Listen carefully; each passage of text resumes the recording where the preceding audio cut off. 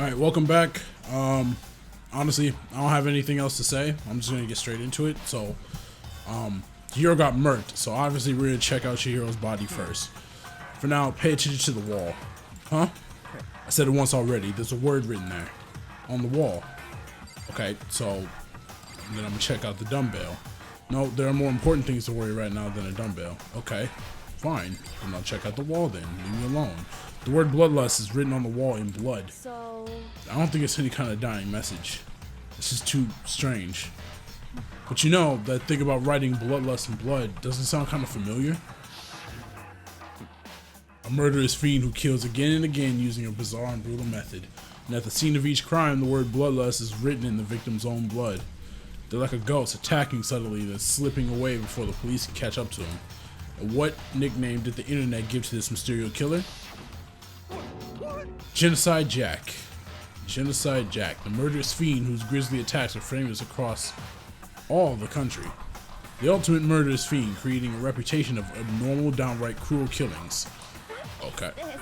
Then this is some copycat killer trying to imitate Genocide Jack's style? But why would anyone do that?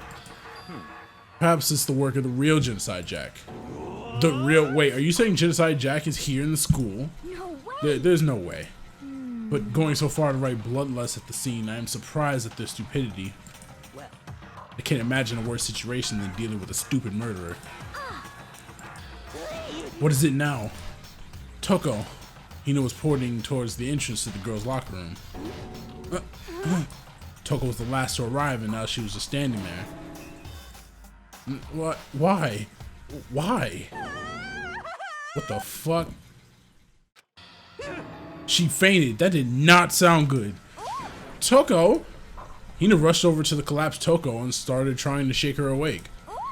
Toko, are you okay? Come on, wake up. Oh, that's right. I just remember what she said about how she faints anytime she sees blood. So she is hemophobic. I imagine she does not watch too many horror films then. This isn't a violation of the rules, right? I mean, technically she passed out somewhere besides her room. No, I think it should be okay. The regulation prohibits sleeping, like, on purpose. So since she didn't faint on purpose, it doesn't count. Gotcha. Just a second. Toko, can you hear me? Hey, you gotta wake up.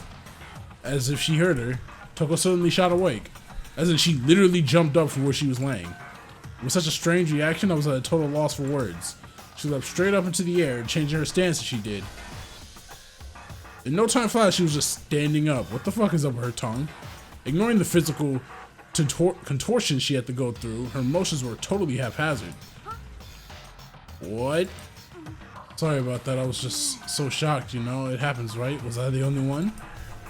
Are you okay? I'm fine. I'm fine. Whoa, is that a dead body? Hey, are you dead? What the fuck? She must have hit her head real hard when she fainted. The world has a front and a back, a top ending and a bottom, a sea of truth and a web of lies. This is quite concerning. I mean, she sounds completely different. No, everything's fine. At least the stutter's all gone. Hold on.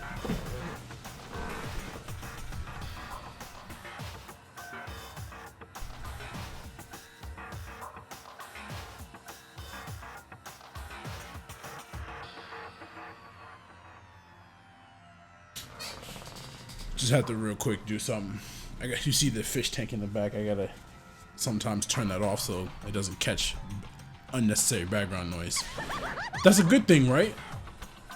I see. It's clear to me that everything is not fine. Yara seems strangely vacant. It might be best if we take her back to her room for the time being.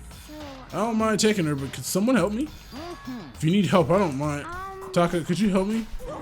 She totally ignored me. Yes, I'm glad. Very well, you take care of the girl and the rest of us can begin the investigation right away. Can I assume nobody has a problem leaving Sakura and Mondo on guard duty again? Hold on a second. Rushing to an investigation, the mastermind isn't behind that.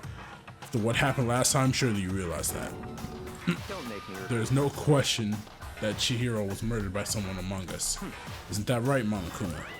Of course. Right as rain, but don't take it as a bad thing. It's just a fact of life. Because that's how graduation works. Then it's happened again. Is that what you're saying? That another one of us Another one of us killed a fellow classmate. Why is he acting surprised as if this wasn't gonna happen? You guys got no balls, you know that? Is it just nothing down there at all? Well, I'll let you pray to mine if you want. What the fuck? Actually, I don't have any either. Sorry. Stop talking. Stop monologuing and give us what you came to give us. You did bring it, right? Hee, I sure did, chum. Allow me to present them.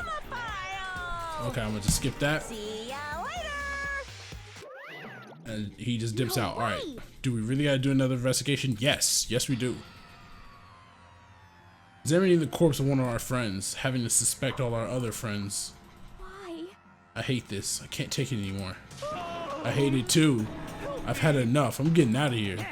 Where do you plan on going? There's nowhere to run. Just accept it already. After all, blood is just liquid. A dead body is a simple object. You are very enthusiastic about this, are you not? Naturally. How can I not be? If we don't unmask the culprit, we all die. That's true, but to jump into it so soon. What? Do you want to die? Such ignorance. Fine, then go off and die somewhere. Right now, go ahead. You're a waste of space.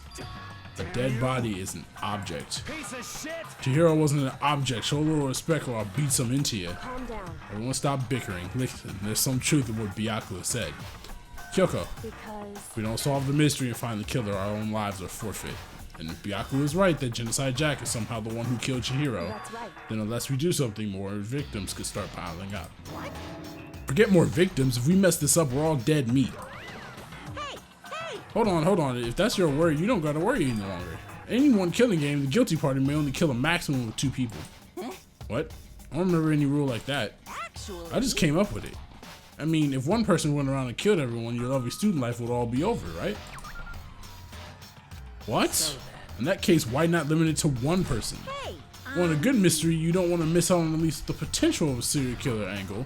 Okay, so I'm confused because if... Wait, this makes no sense. Okay, maybe I'm not supposed to put too much stock into this rule, but it makes no sense from the standpoint of if we get it wrong, let's say somebody kills somebody, they become blackened, and we get it wrong at the trial, everybody else dies. So then what is the point of having a rule like this when one person, a blackened, will only be able to kill one person? Unless he kills 2 at the same time, then sure. Just one would totally murder that possibility. Farewell for now. I'll catch you guys at the class trial. Can I just do the investigation already? I think I know who it is. I can't say I understand his thinking, but if we can kill up to 2 people, then one more person's life could still be in danger. Which is definitely not good. We need to uncover the culprit before something else happens. You son of a... You need to shut the fuck up. So, Well, for now, Taka and me are gonna go drop Toko off for the room. Nice. I'm gonna get dropped off. there is nothing to be done. We have no time to stand around here. We must begin our investigation toot sweet. If we don't solve the mystery of Kill Chihiro, Is that okay? then we will quickly follow her into the afterlife. That's true. I hate this, but if I want to survive, me and everyone else, we have to do it. We don't have any other choice. Alright, let's investigate. So first of all, I better check my Monokuma file to see exactly what's going on. The victim was Chihiro Fujisaki. Time of death is estimated to be around 2 a.m. The body was discovered in the girls' locker room on the 2nd floor of the school. The cause of death was a blow to the head with a blunt object. She was killed instantly. That's all it says. Well, it's not like there's any point in complaining about it. No matter what, I gotta do what I gotta do. Alright, cool. Monokuma file has been added to the true bullet section. Hey, Makoto, do you have a second? What? Did you need something from me? Naturally. Of course, life without purpose is quite dull, you know. So what do you need? I'm going to let you cooperate with me during my investigation. Fuck you, huh? What? I'm purchasing your talent, the same talent which allowed you to solve Sayaka's case. No, you seem to have some limited use, which is why I've chosen you. You have the honor of contributing to my investigation. So you're inviting me to come with you. You're doing it in the most arrogant way possible, though. Let's go. Now then, should we get started? But we need to get moving. There's no time to be standing around. I don't really know what just happened, but it looks like we'll be working with Byaku on this one. Alright, so first, I want to look at this dumbbell again. There's a dumbbell on the floor, and this is a blood stain. There's a blood stain on the dumbbell. The Monokuma file said a blow to the head with a blunt object is what killed her. Does that mean this dumbbell was actually a murder weapon? Right. I don't imagine it could have been anything else. Alright, so we got the murder weapon. We're gonna look at the dead body, of course. It's a dead body. Chihiro's dead body. Very strange. But the more I look, the more strange it all seems. This must be Genocide Jack's handiwork. Well, but What? we're still not sure he did it. Is that what you wanted to say? I wonder about that. Okay. I see blood splatter over here. The poster got some blood on it. It must have happened during the murder. Okay, of course, the bloodlust itself. The word bloodlust is written on the wall in blood. What's the meaning behind it? And then there's blood spatter over here. Fresh blood stain on the carpet. It must have been splattered with blood during the murder. Okay.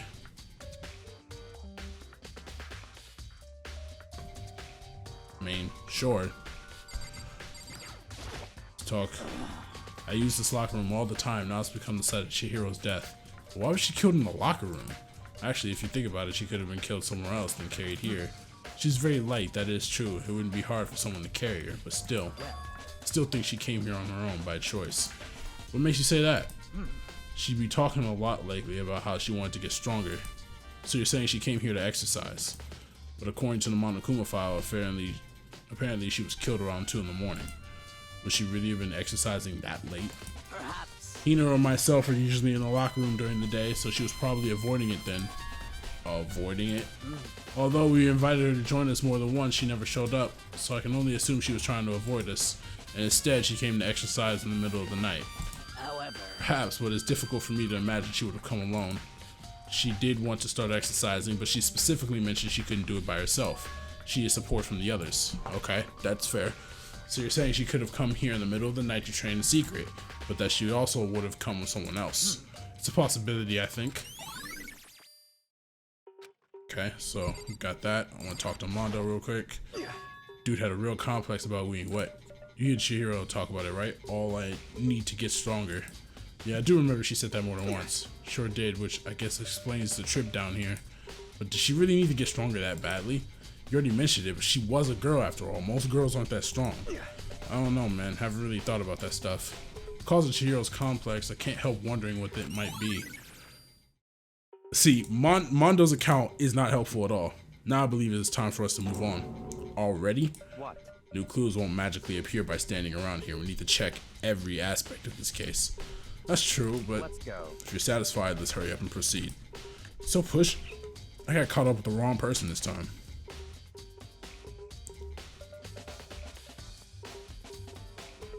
So, this is our next location. This place is related to the investigation? Figure it out for yourself. It's no fun if you don't, right? Okay, so, I mean, we can check out the print. If I remember right, this card reader is meant to work with our handbooks, right? What? Do you have an issue with it? If so, you should take it up with Monokuma. He said that, then quickly sharp clapped his hands together. Did you call for You called for me? Has he been domesticated? That's right. It seems that Makoto has a question for you. You need something? Sure, what's up? Well, it's just about this card reader. Yep, the card readers have all been designed to interface with each of your e-handbooks. You can only enter the locker room corresponding to the gender listed in your individual handbook. And it's impossible for 2 people in a row to go through while the door is unlocked, correct? If there was some sort of erotic terrorist on the prowl, the ceiling-mounted Gatling gun would initiate a Swiss cheese slaughter. And then the school regulations prohibit anyone from leading someone else their handbook, correct? Of course. Correctly correct. So then, that means only girls can go into the girls' locker room and only boys can go into the boys' locker room. In other words, Chihiro's body being found in the girls' locker room means, hey Makoto, I can see right through you. See right through me? Well, allow me to tell you what you're thinking. Since Chihiro was found in the girls' locker room, the killer must have been able to get in there. As such, the killer must be one of the girls. Did I get it right? Such ignorance. Good lord, you're simple. But am I wrong? You should pay closer attention to the regulations. The answer has been in front of you the entire time. Loaning your e-handbook to another student is strictly prohibited. Only the act of loaning a handbook is prohibited. Borrowing someone else's is perfectly fine. I would expect nothing less from the prodigal son of the noble Togami family. So you managed to sniff out the loophole in regulations. Knowing you, I would bet you created it on purpose, didn't you? To add a little more excitement to things. You're treating me like a puny little appetizer instead of the main course that I am. What are you talking about? Now then, since the dead can't actually talk, they're not people anymore, they're things. Yep. Get it? Got it? Good. Wait, hold on. You're saying that's a loophole, but in order to borrow something from someone, then that means someone would have to loan it. So sleepy. Just listening to you makes me want to pass out. Be more like Byakuya and get your poop together. Or else I'll charge you with criminal negligence. Alright. No more questions. Figure it out the rest on your own damn self. That's fine. Well, I know you're unfortunately lacking in mental facility, so I'll fill you in myself. Let's head to the main hall. The main hall? That'll help you understand what's going on. Okay, so the card readers and the true bullets. Got it. Alright, we're in the main hall. Came to the main hall. So what are we looking for here? Does that mean I have to figure it out for myself? Surveillance camera, and there's what I can only assume is a gun attached to it. It's so chilling. Okay, so it's not that. It's not that. What am I looking for then? I've come back to this mailbox here. It's an e-handbook. Okay, no wait, there's 3 of them, but what are they doing here? So you finally found them. Did you know these were here, Byakuya? I happened to find them by chance myself the other day. It seems there's a system in place where the handbooks with dead students get delivered to this mailbox. So then these 3 handbooks belong to Junko, Leon, and Sayaka. You can go ahead and confirm it yourself. I immediately turned on one of the handbooks, and when I did,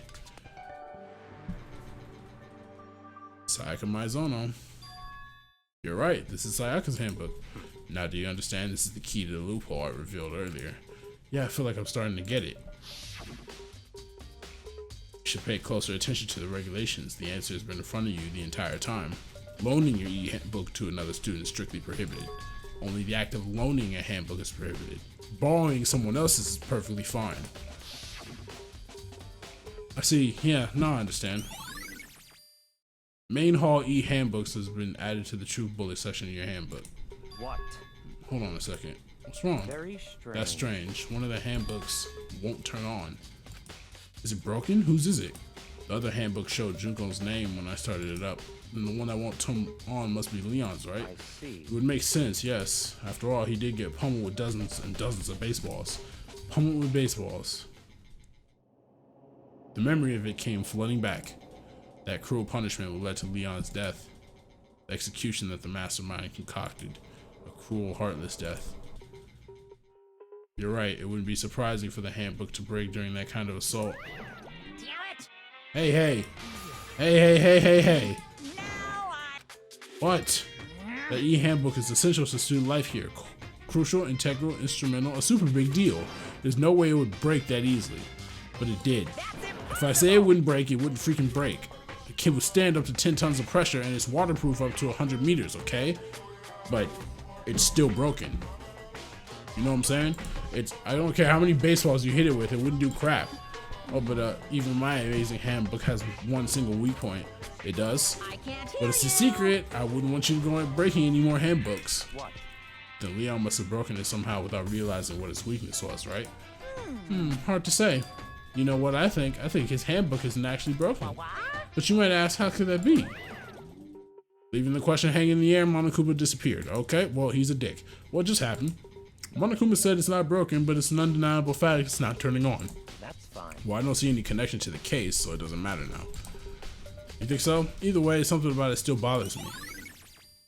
Broken e-handbook has been added to the true bullet section in your handbook. Okay, then it should be enough to get things rolling. Let's begin our investigation in earnest and track down the true culprit. Yeah, we need to find out who killed Chihiro. To be exact, not quite. Not quite? Can't leave yet. There's something else in here that I need to look at. Do I need to talk to him?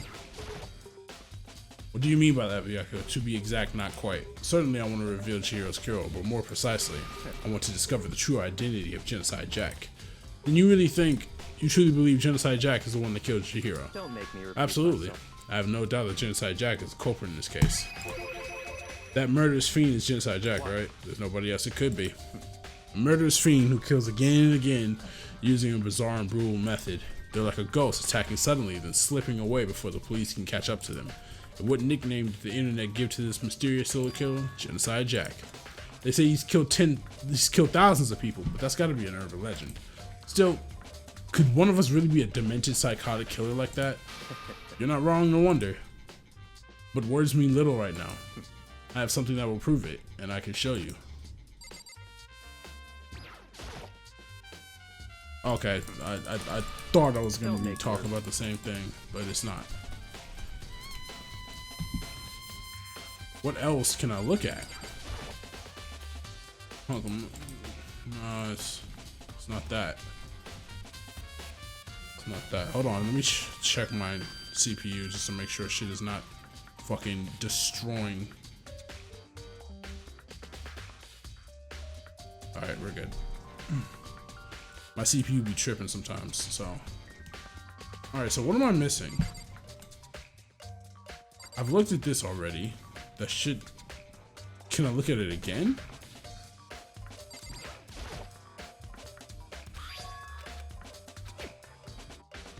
Yeah, it's just saying the same thing.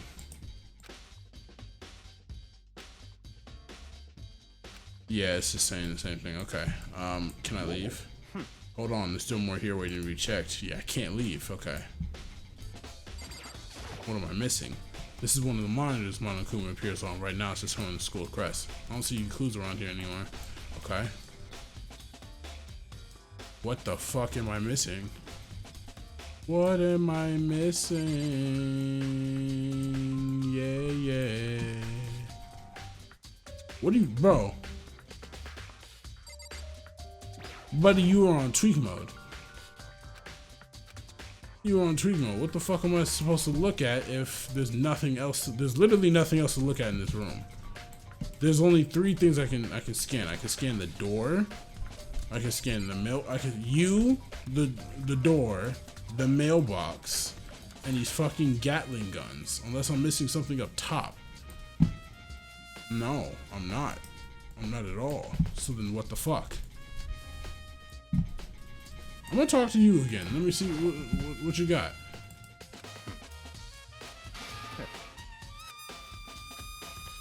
Don't make me repeat myself. Oh, bases. There we go. Is there really proof? There's somewhere I'd like to take you. This will provide all the evidence you need. It's all clear. Evidence that Genocide Jack is the one that killed Chihiro. Evidence? Does something like that really... hey, you two. Big trouble. Need your help. I don't have time to play. We're busy. Leave us alone. But it's an emergency. Emergency. Come on, please. You gotta help me. This is a serious emergency. Please, you gotta help me. Just calm down, okay? Yeah. But it's an emergency. An emergency? What happened? Something's wrong with Toko. She's acting super strange. Well, I mean, she was acting pretty strange earlier, right? What should we do, Byakuya? Since it's Toko, I must admit I'm intrigued. I suppose we could take a second to see what's going on with her. Are you sure? Don't make me repeat myself. I didn't expect that. I thought for sure he'd just say no and that'd be the end of it. Yeah. Okay, come on, hurry. Wait for us, Hina. Let's go. It looks like she headed to the dorms, to Toko's room, likely. You're right. Alright, we dipped. Alright, where is Toko's room? Oh, it's right here? Okay. Well, let's get the fuck in there. Oh no, hold on. Let me talk to her first. You guys are too slow. I think you're just too fast. So, what's this emergency? Well, after what happened in the girls' locker room, we left Toko in the room so she could lay down. After a while, we came back to check on her, you know, to see how she was doing, but when we did, it was weird. She refused to come out and she kept saying all this weird stuff. Weird stuff? That's fine. We should try talking to her ourselves. Yeah, good idea. Alright, well, let's talk to her then. Open the door up, Toko. I may as well give it a shot. The door swung open slowly and silently. What the fuck? Are you good? Holy crap, an aura of negativity flowed from behind the door, forcing a gasp out of me. Oh, nothing. It's just that Hina was really worried. Why is she shaking like that? Are you good? Up in your room. Leave me alone. Yeah, sure thing. But could you open up just for a second? I won't allow it. Huh? I won't let Genocide Jack have control. Huh? Excuse me, what? And just like that, she slammed the door in my face. Wait, huh? What was that? She's been acting like that the whole time. When I rang a little while ago.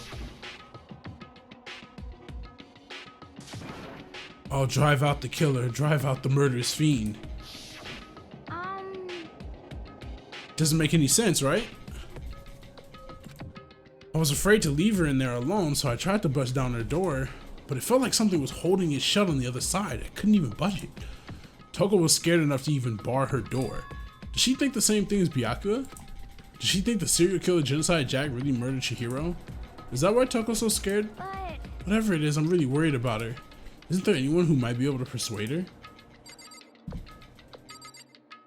Dude, maybe fucking Sakura would be able to persuade her. I don't know.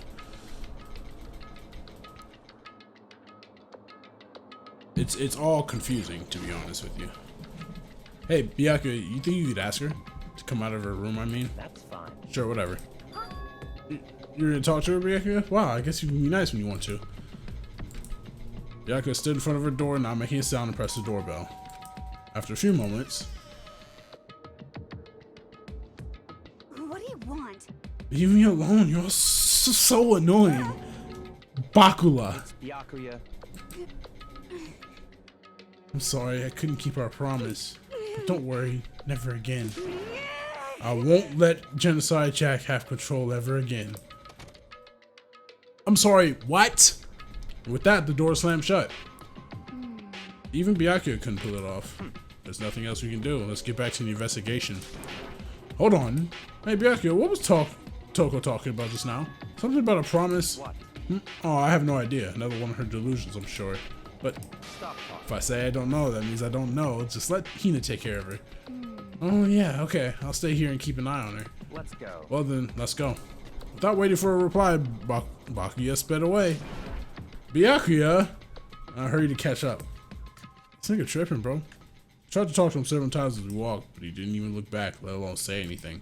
He just kept on walking towards his destination. Finally, his feet brought him to a stop in front of a certain room. Is this the library? Of course it's the library. Of course it's the fucking library. Come on, let's go in.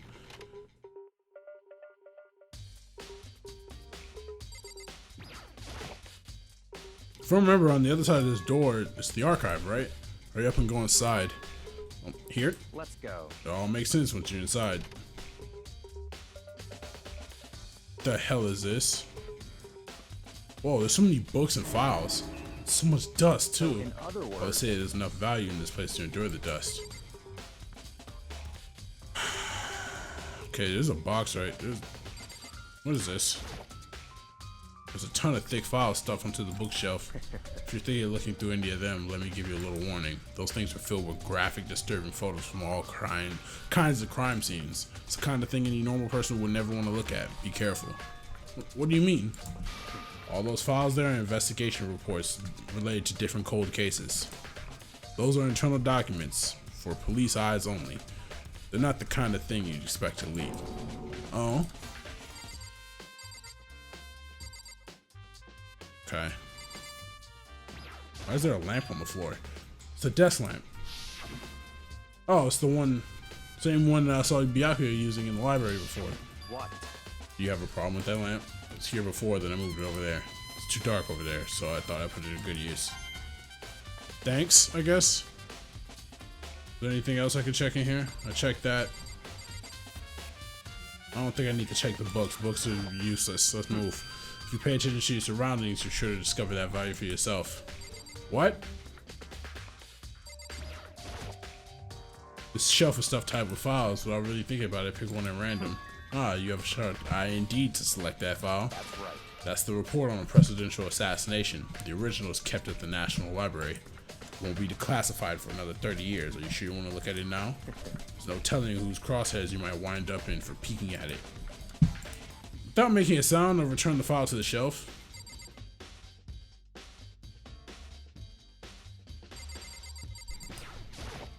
That's right. Oh, I've already seen this. So what am I looking for in here? Did I just talk to you now? Nope, you still not giving me any clues? Alright, bet. I can do this one myself then. I got it.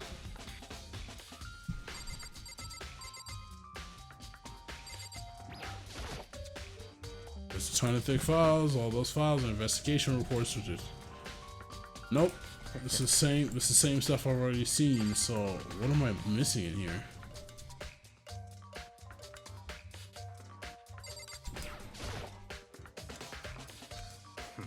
Nope, still the same thing.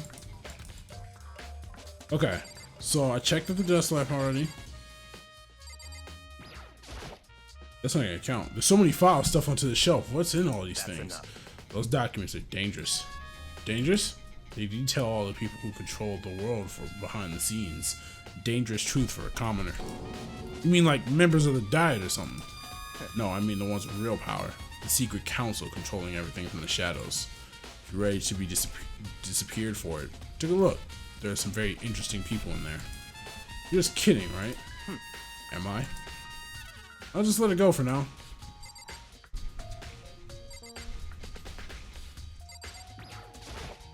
That's right. Okay, I've already seen this. I don't really see anything else in here that's worth noting.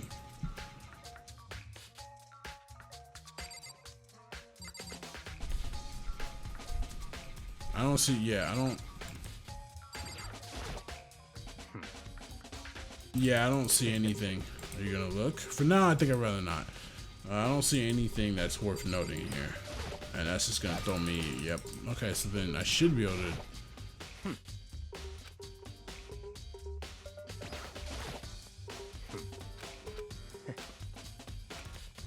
What the fuck? Okay.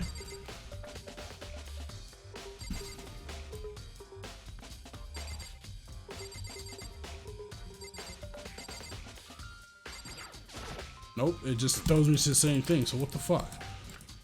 What am I supposed to be looking for?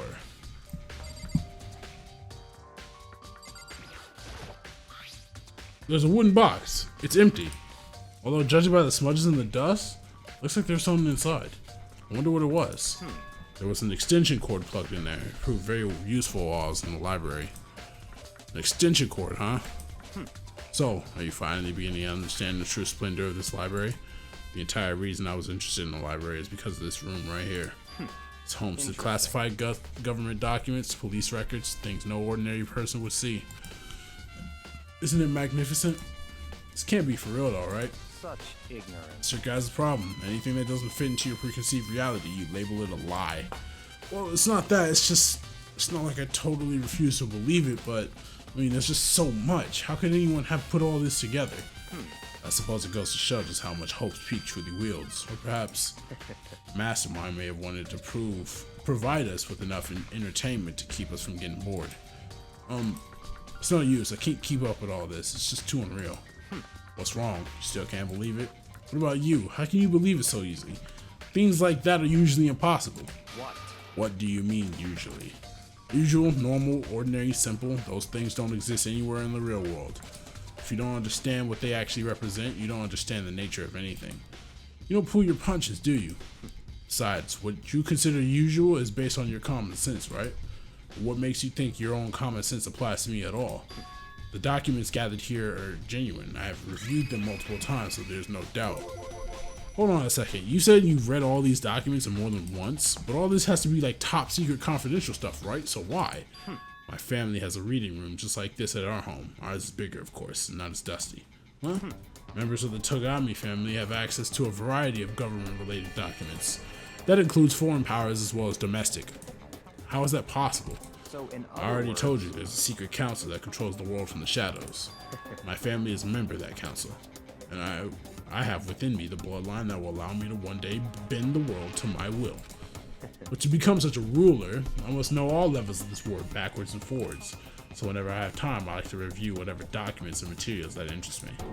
Which is why I can proclaim without a doubt that the materials gathered here are the real thing. This is beyond believing or not believing. Byakuya is actually starting to scare me more than the actual mastermind. And what always interests me the most were the cold case police investigation reports. Reading through those reports has always been a hobby of mine ever since I was little. It's excellent mental exercise. I've solved more than a few of those cases just by reviewing the reports. And among all those reports, one of my recent favorites is the Genocide Jack case. As he talked, Byakuya grabbed a specific file from the shelf. That's right. This is the complete case file. Every single report surrounding the Genocide Jack case has been compiled in here. Because there are so many, allow me to quickly summarize the main points. To begin, there are two notable characteristics in every Genocide Jack murder. The first characteristic is that every crime scene, the word bloodlust is written in the victim's own blood. And the second is that when the victims are murdered, their bodies are suspended in a certain way. Bloodlust is written in blood, and the victim's body is suspended. It's exactly the same as what happened in Chihiro. Save your surprise. The best part is yet to come.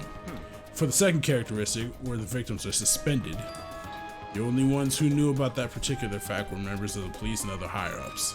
By all accounts, nobody in the media ever found out. Huh? In other words, no one on the news, no one online, nobody knew about that aspect of each crime. Only key officials and the killer himself knew about the act of mounting the victim. Now, if you'll recall Chihiro's corpse, the body was most certainly mounted in this fashion. So, how could the killer have known about suspending the victim? That's right. That's the key question. But in fact, the answer is quite simple. So in The other culprit isn't the copycat killer, it's the real Genocide Jack. in other words, That right there is the evidence that Genocide Jack has hidden himself among the rest of us. The Genocide Jack really is such a brutal, fiendish killer is really walking around among us. Things are really starting to get interesting, aren't they? I never imagined a killer with such a reputation would ever become a part of our little game.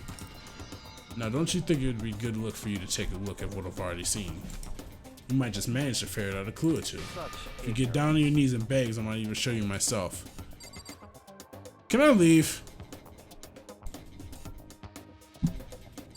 Can I just leave now, bro? About that Genocide Jack case file. Could you let me see it? that's fine. Well, you didn't beg, but I guess okay, it's this time. Feel free to look at it in here, but you can't take it with you. Jesus.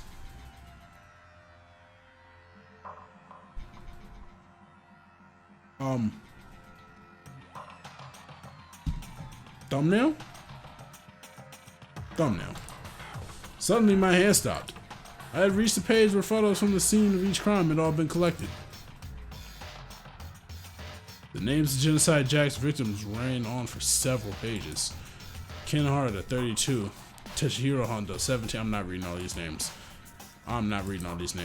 But one thing became perfectly clear as I read.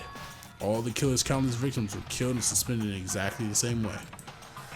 At the scene of every murder, the word bloodlust was left in the victim's own blood. Now take a look at the next page and you'll find another interesting tidbit. Next page.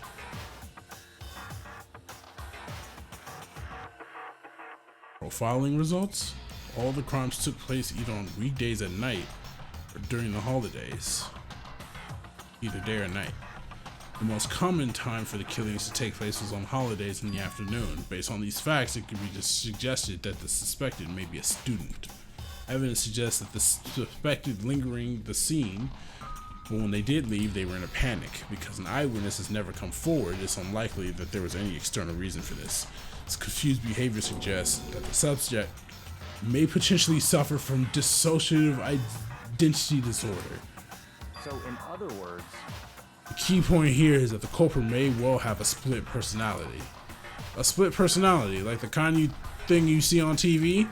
So I'm part of another totally unbelievable story. But but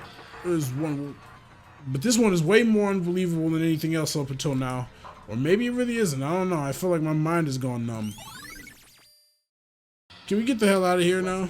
Alright, we should get going soon. Huh? Where are we going? Anywhere but here. We finished our business here, haven't we? Wait, Byakuya?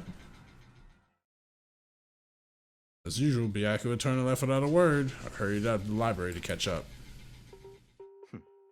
Well, this is where we part ways. I have some things I need to take care of before the class trial. Just all of a sudden like that? I don't have time. Come on, enough of your annoying misapprehensions. Did you really think we'd be together the whole time? Take responsibility for yourself and do something useful. Move the investigation forward on your own. Goodbye. Well, goodbye. And just like that, he was gone. Just as quickly as he asked me to join him, he cut me off. In the end, I felt like I was just some plaything getting tossed around. At the same time, I uncovered some really important clues thanks to him. Genocide Jack, he's the one that killed Chihiro. And that murderous fiend is one of us. But who is it? I have to find that out no matter what it takes. To do that, there's somewhere I have to go investigate one more time. I have to go back to the crime scene, the girls' locker room. Check the boys' locker room too. And the others might have come up with some info I might find useful while I'm at it. I need to find out everything I can. Alright, so let's go ahead and go over there then. Where was it?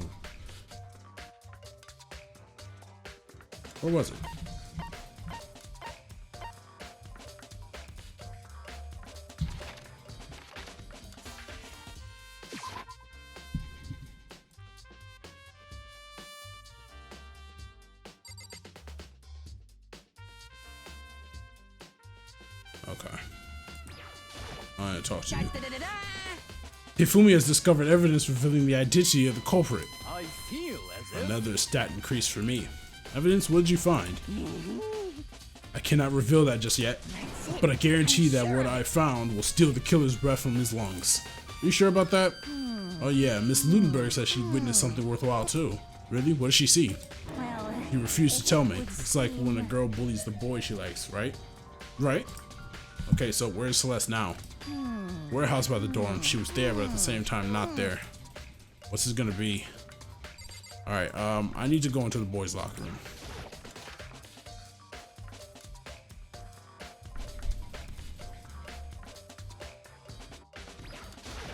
What is this? Huh? This poster.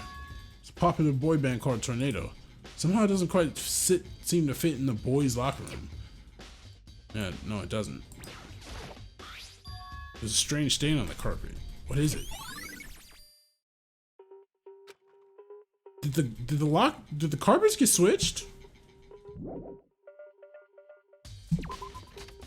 But no, there's blood on the carpet of the girls' locker room too, though, so it couldn't have been. Alright, I'm gonna go into the girls' locker room. I need to go back to the scene of the crime and actually look at this thing. Let me speak to Kyoko. Hey Kyoko, have you made any progress on your investigation? Indeed. Generally speaking. However, But I have to get going. I have something unrelated to take care of. Something besides the investigation? What is it? well, Nothing you need to worry about. Just concentrate on the murder. But so then. before I go, let me give you one piece of advice. You should examine Chihiro's body one more time. Thoroughly. Also, her handbook is missing. You might want to determine its whereabouts. Goodbye. That's it. I'll be praying for your success. That Kyoko turned and left the girls' locker room. I guess I took a look at the body then, and Chihiro's handbook is missing. That's definitely worth worrying about. Okay, so first, one more time. Poster. It's the bloodstain poster. The blood is the most noteworthy part, but big-breasted swimsuit model is pretty noticeable too. Girls' locker room doesn't seem like the kind of place you'd find something like this. Oh, but wait, that reminds me. The poster in the other locker room is... That's right, there's definitely something strange about this. So the posters got switched. In the boys' locker room, there's a poster of a popular boy band. In the girls' locker room, there's a poster of a big-breasted swimsuit model. Could the posters have been switched? But if they were, why? What reason would anyone have? Maybe I should talk to someone who knows a little more about the locker rooms. 2 locker room posters have been added to the truth bullets. Okay, and let me look at the body. Kyoko said I should examine the body one more time. I know she said thoroughly, but I do have my limits. Well, I better give it a shot anyway. Let's see. Chihiro's hands are bound with what looks like some kind of rope. The rope was used to prop her up in a kind of crucifix position. Huh?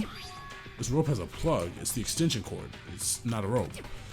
But the more I think about it, the more that's not the only thing that concerns me.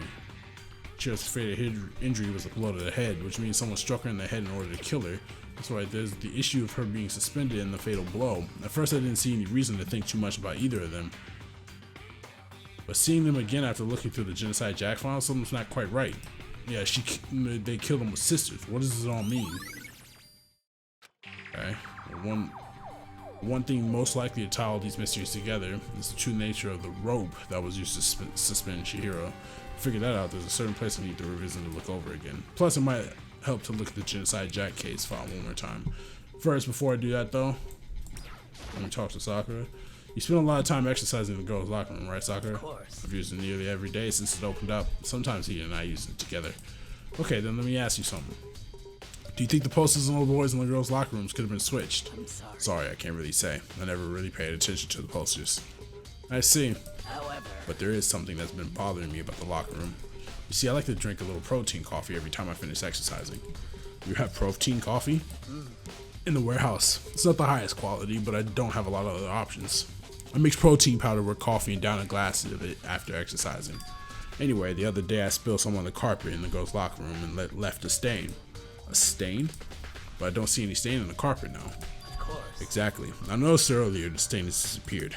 I can only assume someone came along and cleaned it up. But still, isn't it unusually clean? As if there was never a stain here to begin with.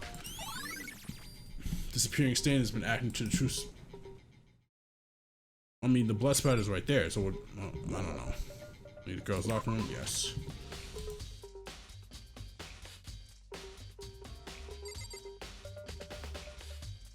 Okay, so I need to go back to the library, right? No, hold on. Let's just skip over there instead of trying to walk.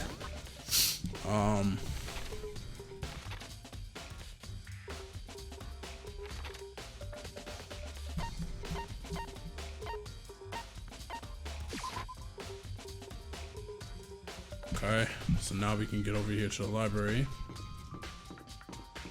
And I can examine the lamp again, right?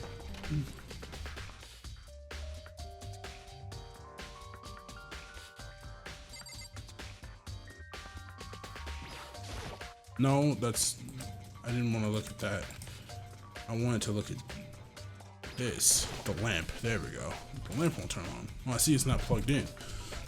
The lamp's cord isn't long enough to reach the outlet from here. But last time I saw it, it was definitely on. It is definitely right here. Oh, that's right. Byakuya was using an extension cord. But there's no extension cord here now. I wonder if... That's lamp. Okay, cool. Let's get... I think that's all I need. Let's get up out of here. More I need to check.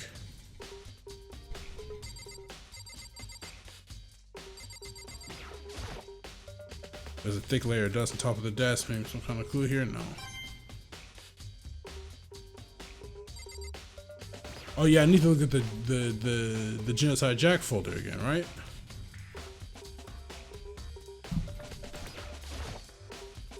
I want to take another look at Genocide Jack's case file. I know it's around here somewhere. It's gone. Did someone take it out of the archive? The only one who would do something like that. I can't think of anyone but Byakuya. Okay, now it's gone. Okay, well, let me dump up out of here then. Because, yeah, I can't check it. Hifumi said that Celeste was at the warehouse. So, I gotta find that. I don't even know where that is.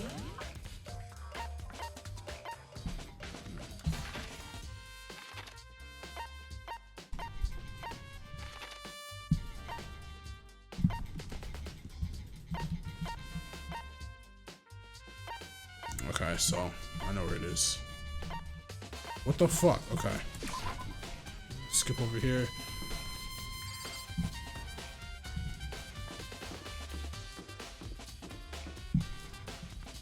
I'm gonna assume the warehouse was this door right here and just go in here. It is. Aha. Aha. Hi. There's all kinds of stuff piled up everywhere. Towels, jackets, look like they've put together a good collection of school equipment. That's not what I wanted to talk about though. Celeste, what are you doing in here? This warehouse is amazing. It has absolutely everything one might need to live a full life. From food to clothes to towels, there's an endless supply to choose from. I see that, but have you found anything related to the case? I knew you were going to ask me that. I thought talking about the warehouse itself might misdirect you, but I see it was pointless. You did find something. Very well, I will tell you, and only you. Last night, I saw her here. Chihiro was in the warehouse. What, really? This is right before nighttime. What are you doing What are you doing out this late? Oh, I was just... Are you planning to go exercise, perhaps? What? How did you know? Because I can see a blue track jacket sticking out of that duffel bag you're carrying. Oh, you're right. Thanks. Well, I'd better get going. I'm kind of in a hurry. She stuffed the jacket into her bag in a hurry. It was almost like she was trying to hide it. And just like that, she was gone. Yes, I assumed she was merely stocking up to go exercise in the morning, but it would appear she ignored the nighttime rule and headed directly to the girls' locker room. If she hadn't broken our rule, none of this would have ever happened. You get what you deserve, I suppose. So apparently, she went to the girls' locker room late at night in order to exercise without anyone knowing. But the strange thing is, there was no trace of the track jacket or duffel bag Celeste said she saw Chihiro carrying. Which would mean the killer would have gotten rid of it somehow. Okay, well, I'm gonna go ahead and get up out of here.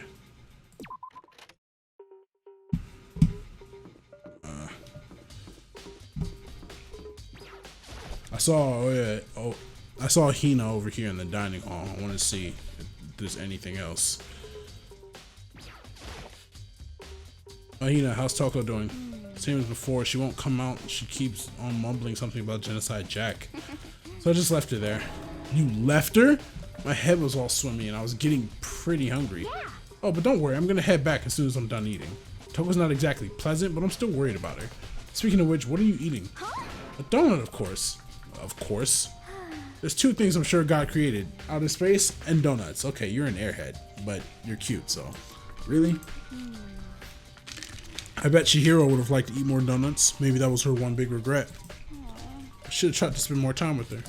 Come to think of it, who did she spend time with? Yeah, she was a little bit strange. Didn't really hang out with the other girls much. It's like she was trying to keep her distance from us. Actually, Sakura said something similar. She said that even though you and her invited Chihiro to exercise with you, she always refused. Yeah, totally. It was true, and it wasn't just us either. It was like she stayed away from all the girls. Was she just shy? I don't know. She talked to the boys all the time. Is it kind of weird to be shy and around your own sex, but totally fine with the opposite sex? Hey, look. It's probably because Chihiro's a guy. Oh, wait, maybe. Maybe she was used to guys spoiling her. The law says you can't judge a book by its cover, right? Fair. You think so? Never really saw her as that kind of girl.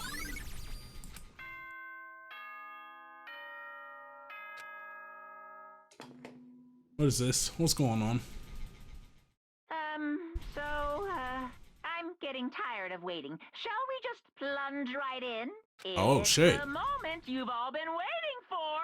The class trial. You remember where to meet, right? Please go through the red door on the first floor of the school. Alright, look, I gotta be honest with y'all. I know who did this shit. The red door is right through here. Let's go. Let's go. Fuck it.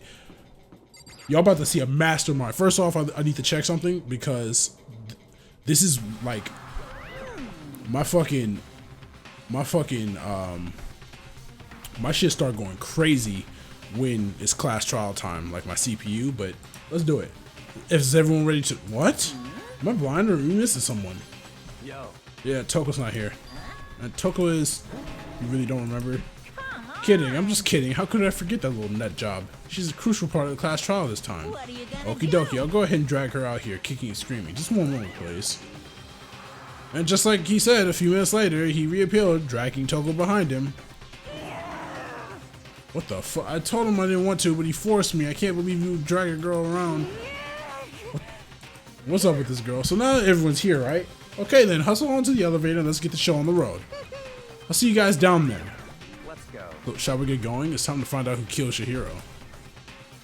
Chihiro Fushisaki. She was so gentle, so calm and meek. Nobody had any problems with her. Someone made the choice to kill a girl like that. And that murderer is one of us. Someone standing right here. Let's do it. Fuck all the extras. We have no choice, right? We have to do this. It's true. Yes. I gave a small nod in reply. With one last deep breath, I walked towards the elevator on shaky legs. Each step forward, I could feel my heart starting to race faster and faster. As soon as everyone was on, the elevator began to descend. Couldn't get a handle on my emotions. Couldn't stop speculating. Steel box sank with heavy clunking sounds deeper and deeper into the ground. And as we went deeper, the uneasiness in my heart grew bigger and bigger. The elevator was unaffected, however, continued to descend without hesitation, until finally came to a sudden stop. I was gonna cut here. And leave the crash shots the second part, but no, we're not gonna do that. What do you think? I redecorated. Isn't it so fresh? Isn't it so exciting? Don't waste our time with stupid questions. Let's get this over with. Good, good. You're raring to go. Gotta say, I don't hate it. Not at all. Okay then, let's get the show on the road. Everyone, please find your assigned seats. Oh, I'm scared. So, the curtain opened once again. A deadly judgment, a deadly deception, a deadly betrayal, a deadly riddle, a deadly defense, a deadly faith, a deadly class trial. Y'all about to watch me. You want to say the data? Let's say the data. Hell yeah, I'm about to cook. Watch, I'm about to fucking cook. No, I don't even need to prepare. Let's do it. Let's fucking do it. Let's go. Cause I've been thinking, my brain been running. With a basic explanation of the. If you can figure out who, then I'll punish everyone. I remember all the rules. Let's talk about. First, we have to make clear what was used to deliver the fatal blow. Let's do it. I'm about to cook. And there goes my CPU. My shit is booming now. Okay, this is fun. Locker room dumbbell. Okay. was a head. According to the Monokuma file, what kind of blunt instrument? I bet it was an iron pipe. Interesting. I missed. Wow. Like Chihiro. Chihiro's fate I know what it. Okay, hold on. I need to slow this down. Controls, left shift. Concentrate was the space key. Okay, cool. According to the Monokuma file, the killer. What kind of blunt? I bet it was an iron pipe. No. No, that's wrong. I like when he says that shit. That shit is funny. That is not no iron pipe, bro. Can we agree that the object that dealt the fatal blow was the dumbbell found at the scene of the crime? Big facts. It was covered in blood, and there was nothing else at the scene that could have caused that kind of injury. Also big facts. And the wound on the victim's head is consistent with the shape of the dumbbell. I'm gonna plug my shit back in while As he's far talking. as I'm concerned, there's no mistake and no room for doubt on this one. looked at her head wound? Yay! That's so creepy! I mean, what do you expect? If you don't mind, I will proceed from here. Let's move on to discussion of the culprit. Although, I believe the criminal behind this heinous act is already quite clear. What? For real? Chihiro's killer is the fiendish serial killer, Genocide Jack. Genocide Jack, the fiendish serial killer. Did he really kill Chihiro? A new element has been added to non-stop debates. Yes. For this debate, lines of white noise will appear to disrupt your reactions. Your true bullets will disappear if they hit these lines, so think of them as obstacles in your debate. But there's a way to keep this white noise from getting in your way. Press the right mouse button to attach the silencer, which you can use to shoot down the white noise. However, if you shoot an actual remark with your silencer instead of the white noise, the time limit will decrease, so take careful aim when you have your silencer out. Oh, but if your action difficulty is set to gentle, white noise won't appear at all. It's not. In which case, you can forget all about the silencer and just focus on the situation in front of you. Well then, good luck and have fun. It's not. It's not. It's not. I just wanted y'all to know that. It's not on gentle at all. Okay, let's do it. The culprit is Genocide Jack. I'm sure. Case closed. But that's impossible. What make? Well, I mean, come on. There's just no proof for it. Bro! Ooh, I almost missed that. I almost missed that because of the goddamn sticky key shit popping up. God damn. You press shift too many times, it just does that. Might know one reason he could be involved. Alright, let's talk. What? I found this file while I was looking around the archive in the library. I guess it's some kind of confidential file the police put together about the Genocide Jack case. What? That's kind of weird as shit, isn't it? What was something like that doing in the library? The why of it is probably more trouble than it's worth. So let's forget about that for now. More importantly, it outlines all the specifics of every Genocide Jack case in exceeding detail. Facts. According to the file, there appear to be two defining characteristics in every Genocide Jack case. The first is that a bloody message is found written at the scene of every murder. Oh, that's right. Boob lust. No. It's actually bloodlust. But more important is the other characteristic, and it's something that has never been made public. Never made public? What the hell is it? Why don't you tell them, Makoto? The other characteristic of every Genocide Jack case, which the world at large doesn't know, if I'm not mistaken, it has to do with the position of the body. I got it! It just told me the answer. In every Genocide Jack case, the killer suspends the body in a certain way. Other than the killer, the only people who know about this are the higher-ups in the police department. However, Chihiro was most definitely suspended in the same way. So, how did the culprit know about this when only high-level police officials were aware of it? There's only one logical answer I can think of. It's because the culprit in this case is the real Genocide Jack. No fucking way!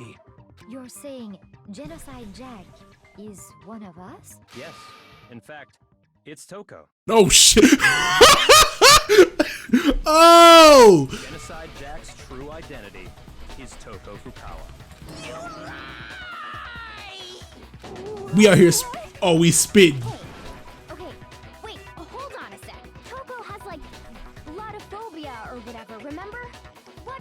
serial killer is afraid of blood. Is Toko Genocide Jack? The answer is yes and no. Another riddle. Man, why is this gotta be so complicated? It's a riddle for sure, but I feel like I understand it. What it means for Genocide Jack to be Toko, but also not be Toko. The answer to that, she's just not one person, but multiple people, right? Hangman's Gambit. Oh, let's get it.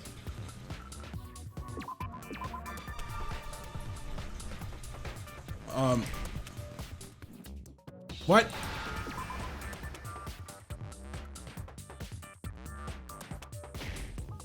What? What? What the hell was going on just now? Oh, I need that Z. Hold on.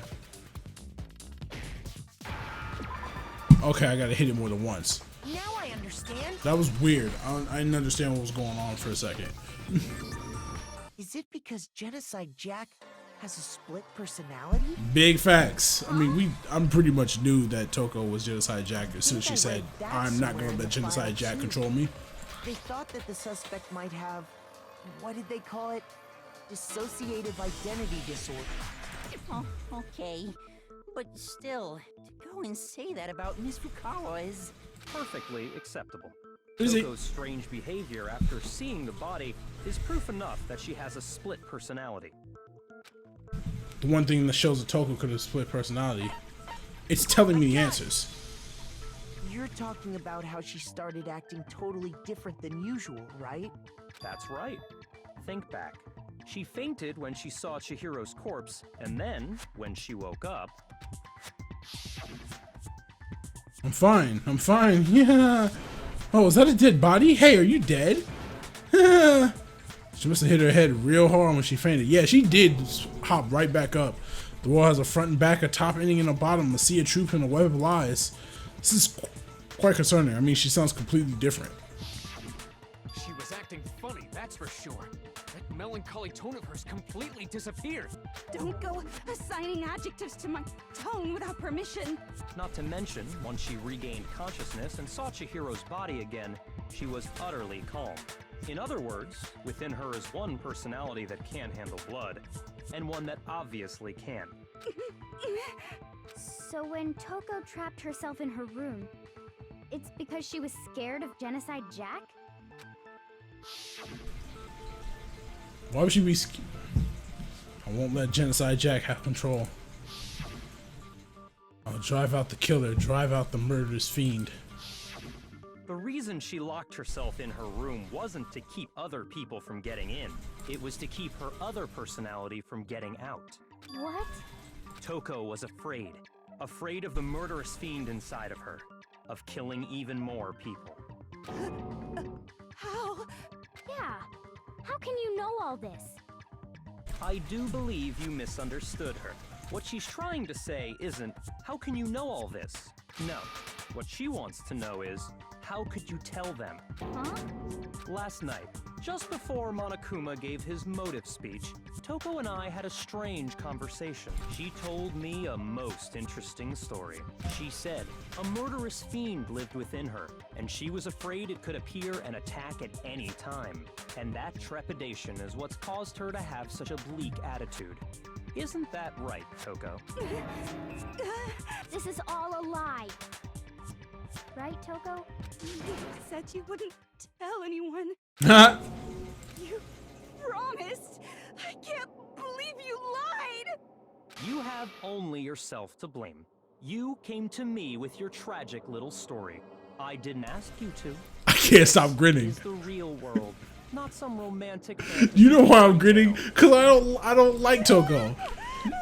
She was blaming me so quick for Sayaka's death. Besides, you broke your promise first. You said that as long as you were here, no matter what, you wouldn't let Genocide Jack kill anyone.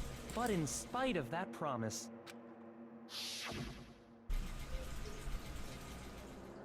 I'm sorry, I couldn't keep our promise. Don't worry, never again. I won't let Genocide have control ever again. You said if I kept my promise, you would go out with me. That's the only reason never said that, but you weren't able to do it. Well, I can't stop grinning. Help. Killing, could you? I tried. I swear I tried to control it. But your efforts were useless.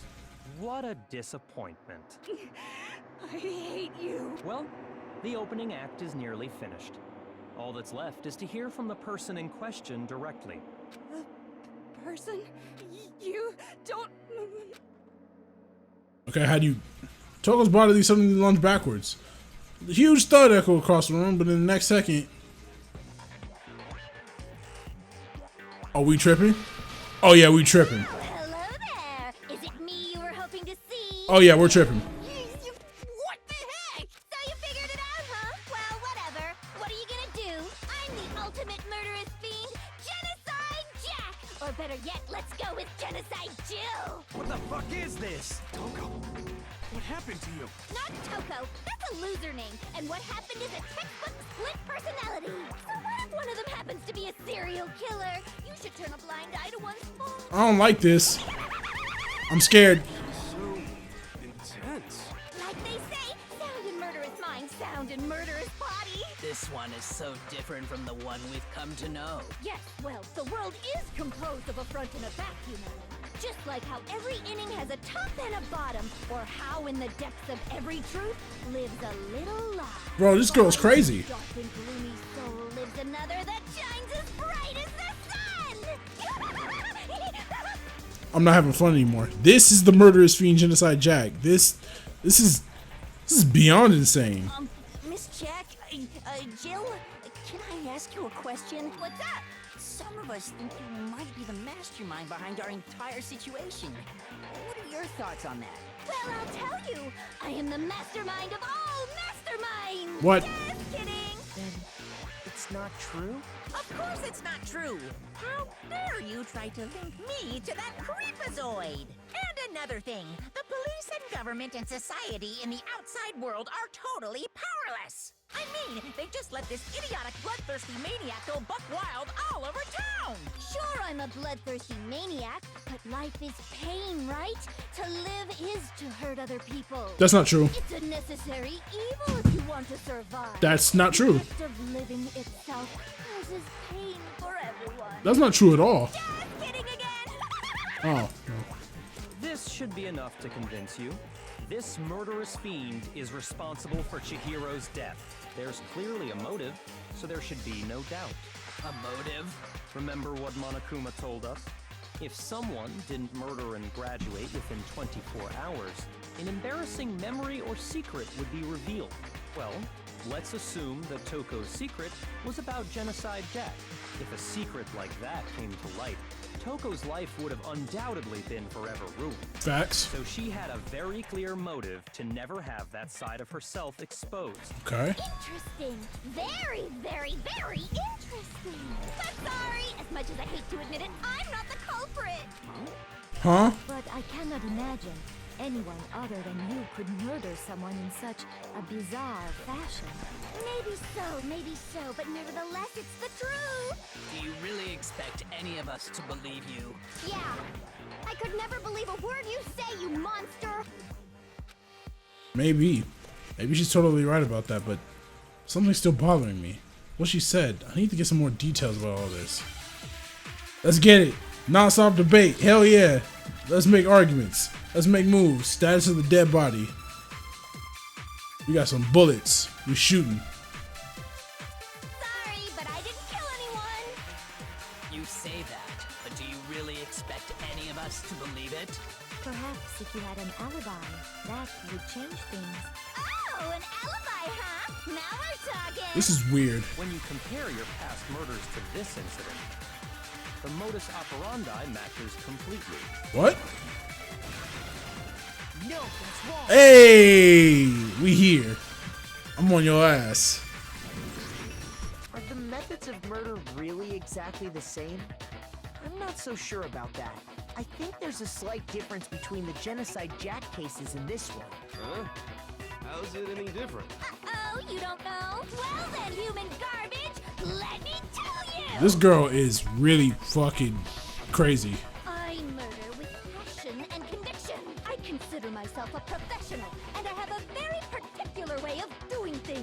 I'm not happy. Imagine you go to a fancy Italian restaurant. They're very picky about the noodles, the sauce, everything. But what happened to Chihiro? It'd be like if that same Italian restaurant started using ragu or Chef Boyardee. This is no creation of mine. Let me rephrase that in a way that maybe makes more sense. Facts. There are two clear differences between the Genocide Jack cases and this one. There's one clear difference between the murders. In the photos from the other Genocide Jack cases, look at the neck and stomach. Here you'll see a clear difference. I got it! It's gotta be, yeah, it's... One, the cause of death is different. In the Genocide Jack murders, all the victims were killed the same way. According to the case file, they were all apparently killed with a pair of scissors. But Chihiro died from a blow to the head, right? Yep, so that's automatically. Yes, that is remarkably different from the other murders. Wouldn't it be strange for someone who kills the same way without fail to suddenly change their method? And there's more. One more conflicting detail. That's right. In my recipe of murder, if the bloody message is the tortellini, then the arrangement of the body would be the pesto sauce. Could you please stop comparing killing people to cooking? Yeah, no, this girl crazy. Facts. So, are you saying the other difference has to do with how the body was arranged? That's right. The second difference is related to how she was suspended. In the photos of the other Genocide Jack cases, all the other victims were stabbed through their hands. Here you'll see a clear difference. It was what was used to suspend her. Yeah. Do you remember what the killer used to suspend her? They used some kind of rope to hang her up by her wrists. What is your point? Well, in all the previous Genocide Jack cases, something else was used to suspend them. Scissors. Specifically, pairs of razor-sharp scissors. And guess what? I used my own specially designed scissors for the murders and the arrangement. Like I said, I'm a professional, so naturally I'm very picky about the tools I use. And you know what else? Big Mac said there's two differences, but he's wrong. Big Mac? Are you referring to me? This nigga's 5'3", he's not Big Mac. Listen up, Big Mac. There's actually one more difference. Huh? My word, you really didn't notice? Take a look at who the victims were in each Genocide Jack case. There's a pattern there, just waiting to be discovered. A pattern? Figure that out, and it'll be plain as death why I couldn't have possibly killed that little lolly girl. Let's see. There's a pattern surrounding the Genocide Jack case, and Chihiro didn't fit it. If you look at the names of every victim, what you'll notice is, yeah, she was killing all boys. I Got it, bro. I'm telling you, I'm about to cook, bro. Fucking ice in my veins, bro. Bingo, bullseye, right on the money. What are you talking about? In all the Genocide Jack cases, all the victims had something in common. They were all males. Yeah, I remember I didn't read all these names, but I noticed in the pictures they were all males. They were all guys? That's right. The people I kill with such passion and conviction are all adorable little men. I can't believe I said it. I'm so embarrassed. The hell is wrong with you? Yeah, no, it really was. Just a full-throttle boy-on-boy fangirl, and the movie side of me just hates it. But now I'm on the fast track to becoming a full-fledged fan madam. So since Chihiro was a girl and not an adorable little man, you wouldn't kill her? Would an Italian chef suddenly start making ramen just because they're both noodles? Don't be stupid. I have too much passion and conviction to cross that line. I'm not having fun. Reality of the one and only. We get it. You've clearly explained your hobby and your philosophy. But that's not all there is to it. It's a different matter entirely. When you're forced to kill in order to survive. Quiet, lolly cur! Lowly? Cur? I would never kill for a reason as petty as mere survival. And if by some fluke I did kill to survive, why would I bother with the message and arrangement? It'd make me the obvious suspect. That does make some of Actually, yeah, that makes a lot of sense. Whatever reason I have for killing, I would never leave out my prized scissors. Who would go out of their way to use a big, stupid, heavy dumbbell? She wouldn't even be able to pick that shit up. Maybe you used the dumbbell because you couldn't find any scissors in the store. She brought them. Scissors? I don't just use any scissors. I only use my own set of high-class envy of the entire world scissors! Okay, whatever. There still aren't any in the school. Are you sure about that? You about to pull. God damn. God damn. She's fully equipped. That's right. So I can kill anywhere, anytime. Why would I resort to dumbbells or rope when I have my trusty scissors by my side? Go ahead, tell me I'm wrong. You can't, can you? Gutter dogs, all of you. I'm not having fun anymore. Not to mention, I have no clue how to tie a good knot. So rope's totally out of the question anyway. I have no idea what's going on anymore. Could such a heinous villain really be innocent? But Yes. the body really was suspended, right? And nobody but the police knew about that. Yeah. That's why we figured it had to be the real deal and not some copycat killer or whatever. See, hold on. There is one person who have copied the Genocide Jack cases. It's gonna have me select somebody who could have copied it.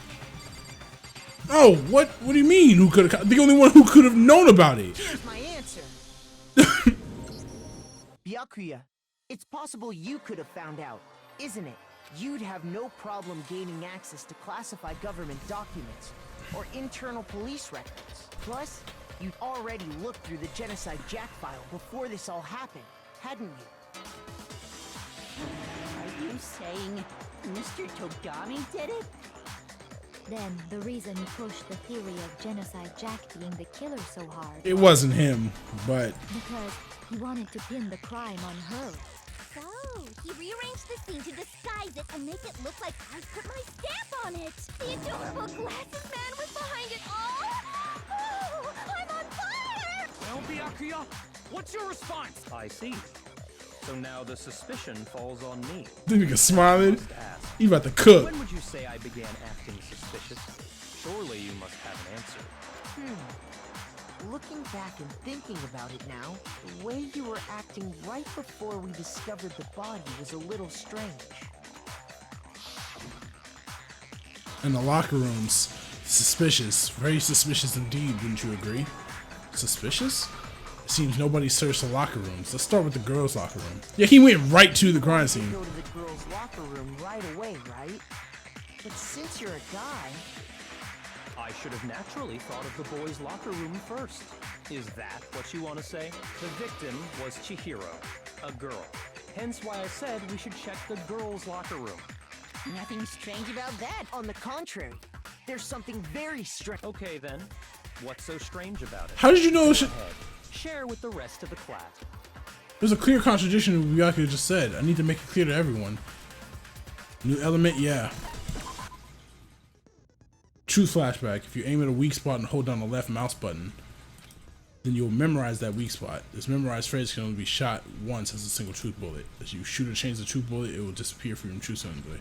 However, you can use this flashback feature as many times as you want. If you don't seem to have the answer to a lie or contradiction in your loaded truth bullets, it might be wise to memorize a different weak spot and use that to make your case. When is the best time to flashback? Well, you just have to use your keen wits, won't you? In this case, though, I will say that you don't use a flashback. If you don't use a flashback, you won't be refuting anything. Well then, good luck and have fun.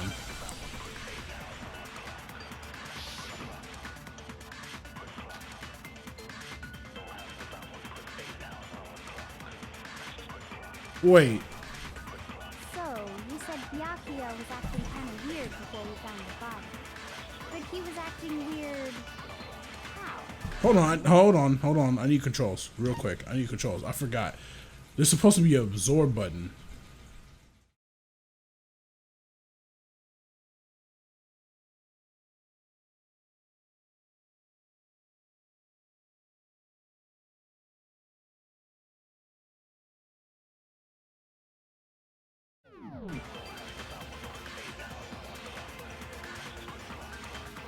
Okay, he didn't say anything here.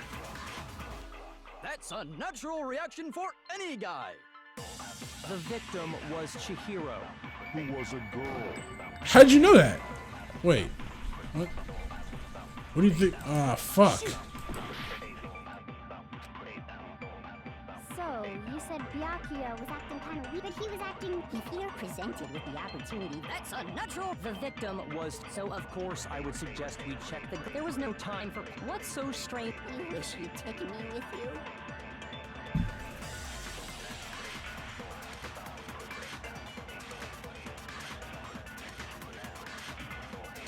Hearing Byakuya's comment about Chihiro being a girl, I realized a clear contradiction there. Because it doesn't make sense how you could have used it before you even found it. You need to make that contradiction clear.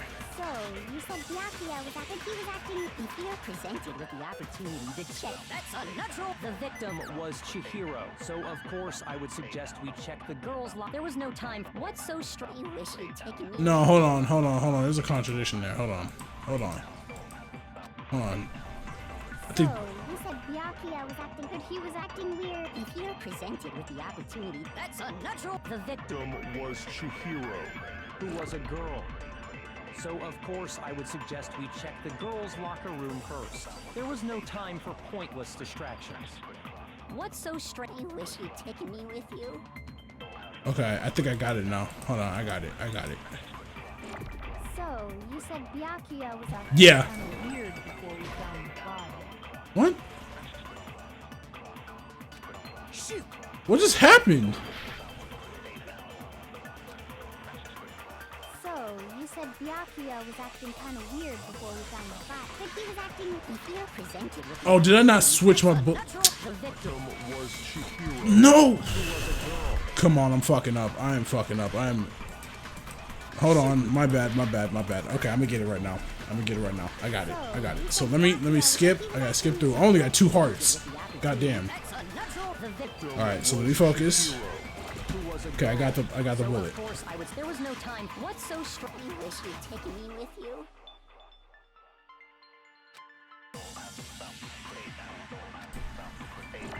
So, you said Byakuya was acting kind of weird before we found the body. What the fuck?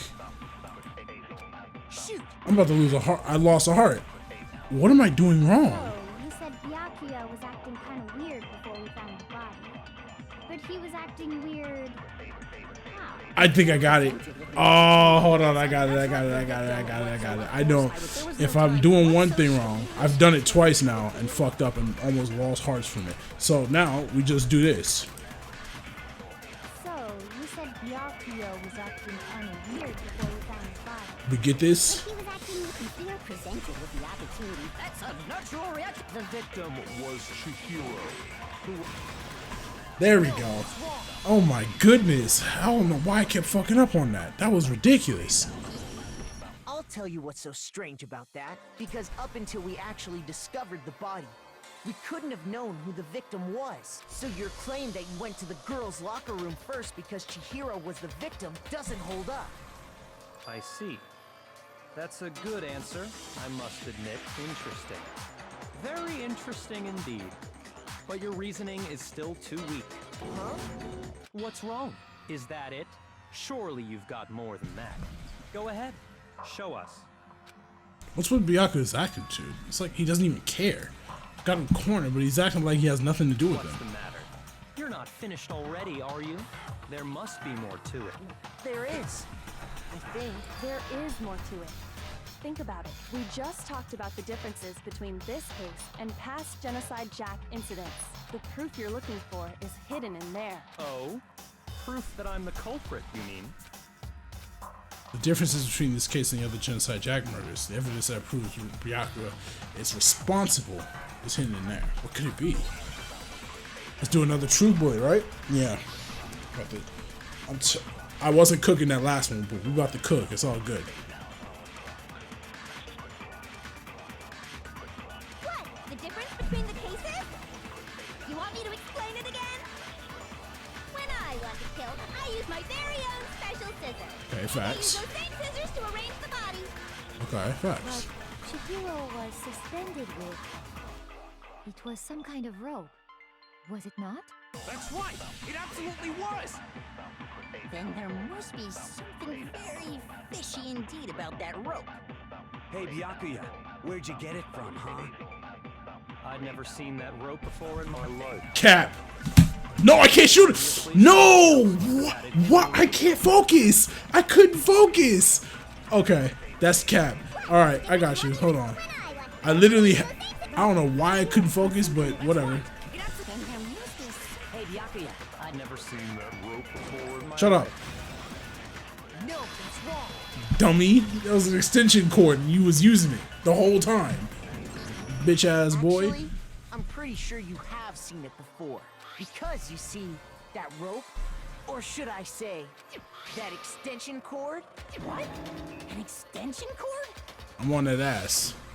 Byakuya, you've used the extension cord in the library more than once, haven't you? I'm on that ass. Extension I cord am that was in on the your head, library boy. all this time went missing after the murder.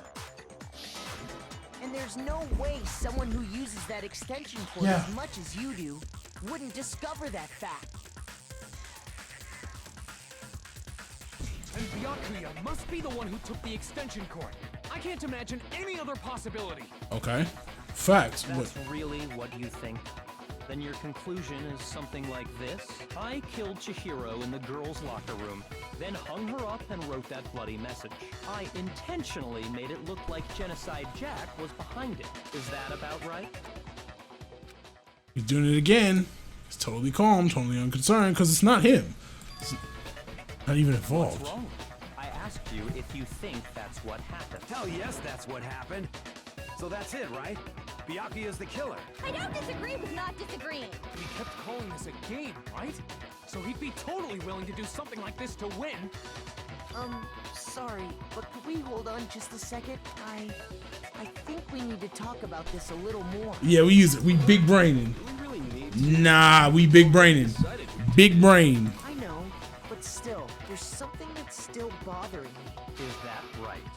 And what, pray tell, is still bothering you? I killed her in the girls' locker room, then disguised my crime. Specifically, I dressed it up to make it look like it was the work of a homicidal psychopath. What about all that bothers you?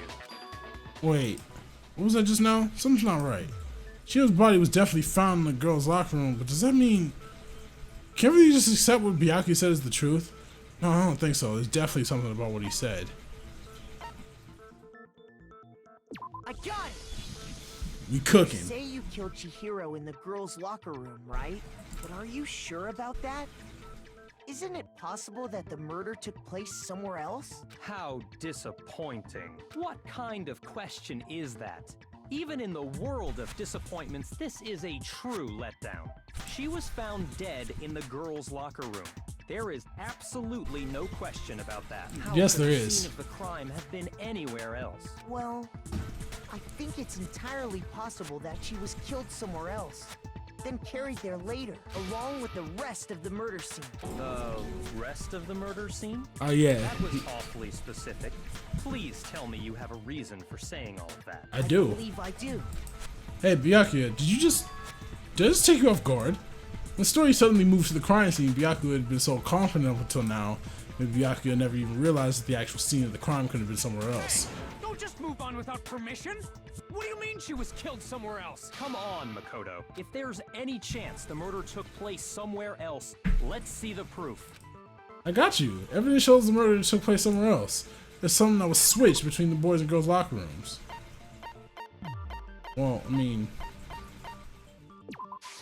I got it! the posters. The proof that she was killed somewhere else is the poster that's hanging in each locker room.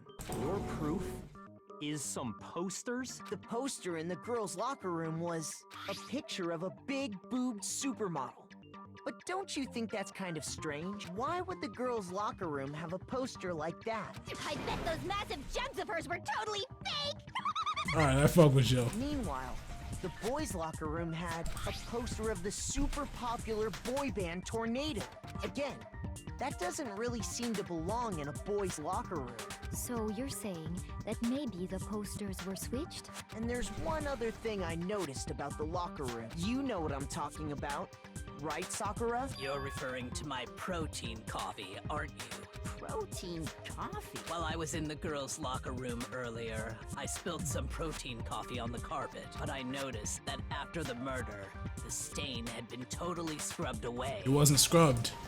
No, it's not that the stain was scrubbed away. It was moved. Where is it? Where is it?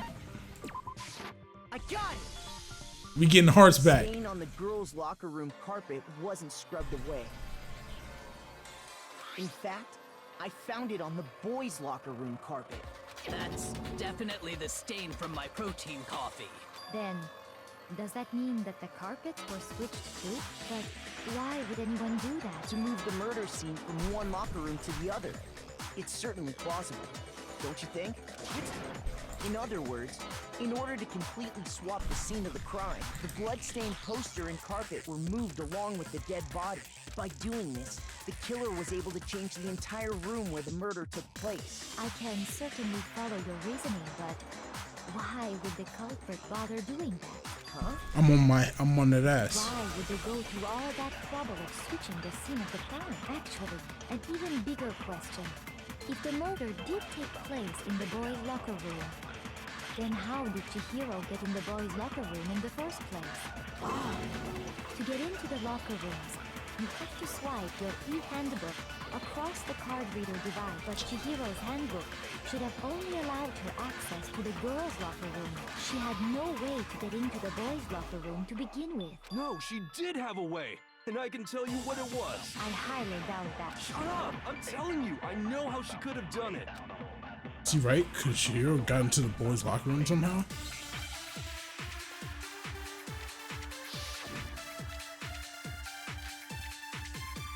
The broken e-handbook, so we gotta look for Leon. Anything that says Leon, I'm shooting it. Is it really possible? Matter of fact, I'm skipping. Really I got it! She must have hacked her e-handbook. She was the ultimate programmer. I'm sure that would have been no problem for her. No, I don't think that's Bro, move. She used the thing that was in the main. Huh? What? I'm talking about Leon's handbook, of course. I'm on that ass. No, what's wrong? I'm on that ass. Leon's handbook is broken, my G. No, I don't think Chihiro used Leon's handbook. Why not? Because Leon's handbook was broken. Oh. Well, then, yeah, I guess that'd be pretty impossible, huh? I like this dude. I'm struck silent by how quickly you gave up. Plus, isn't there a regulation against using someone else's handbook? Actually, the rule states that loaning your handbook is prohibited. It says nothing about borrowing one. In other words, you could borrow a dead person's handbook all you want, and you'd be safe. Yup. Hit the nail square on the noggin. Of course, if it were broken, that wouldn't make any sense anyway. CPU is going crazy. CPU is going crazy. CPU is going crazy. CPU is going crazy. Why is the CPU going crazy? CPU is going crazy. Okay. So then, she must have hacked hers, like I said. She used her ultimate programmer skills and... You can't fix an e-handbook. The instant you open one up, a security buzzer starts blaring. So, if she didn't use Leon's handbook, and she didn't modify her own handbook... Maybe Mr. Naegi's initial assumption is just wrong? It seems like there's no way she could have got into the boys' locker room. So I guess so. Okay then, I vote for Byakuya. Is that it then? She was killed in girls' locker room. Byakuya was the one who did it. Really? Still, I don't know what else I can do. Hold on a second. I agree with you, though. I think you're on the right track. What the? You finally decide to open your mouth and that's what you've got to say? There's no way she could get in the boys' locker room, right? So... Why are you so sure she couldn't get in?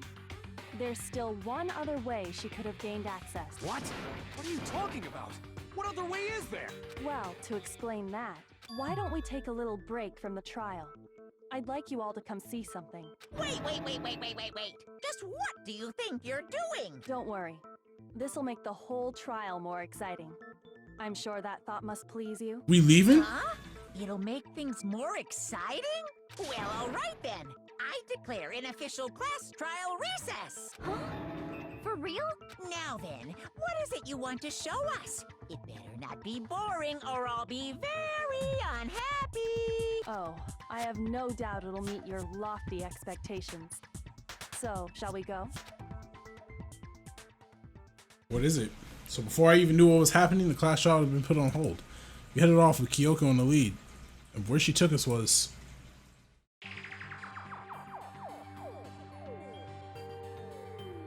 The girls' locker room?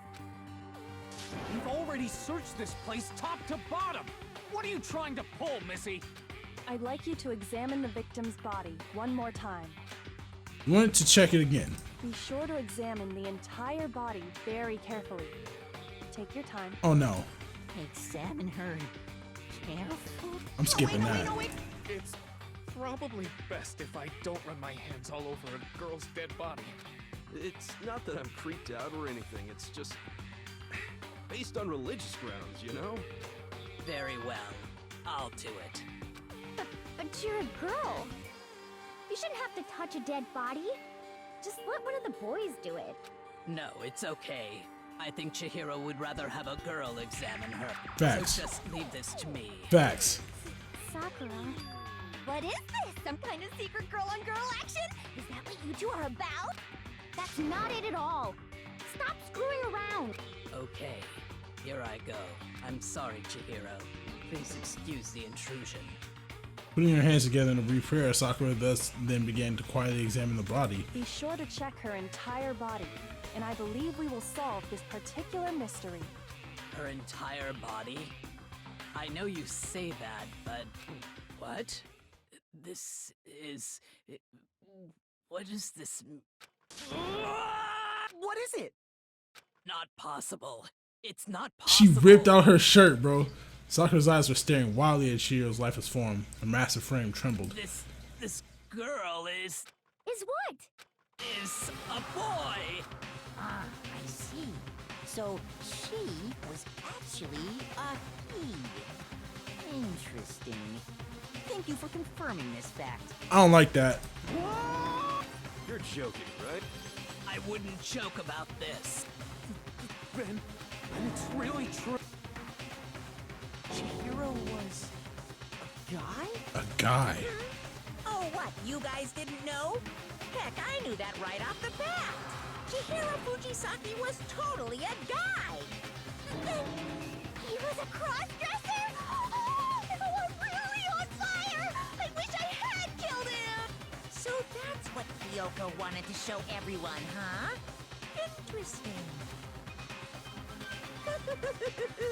Yes, that certainly does make things much more exciting. Now let's ride this wave of excitement back to the courtroom and get back to the trial. Okay, I was kind of nuts actually, figuring out that she's a... I do apologize for keeping you waiting. That's Now nuts. then, That's let's crazy. resume the class That's trial. that's We crazy. all just learned of the shocking revelation that Chihiro was actually a boy. Let's pick up from there. Yes, well, I don't know his reason for hiding it, but the fact is, Chihiro was not a girl, but a boy. I just think that Chihiro was actually a guy. I thought it never even crossed my And mind. because the victim was male, he would have had no problem gaining access to the boys' locker room. Because his e-handbook would have been Assuming under. his handbook did, in fact, list his gender as male, then yes, that would be true. Of course his handbook said he was a boy.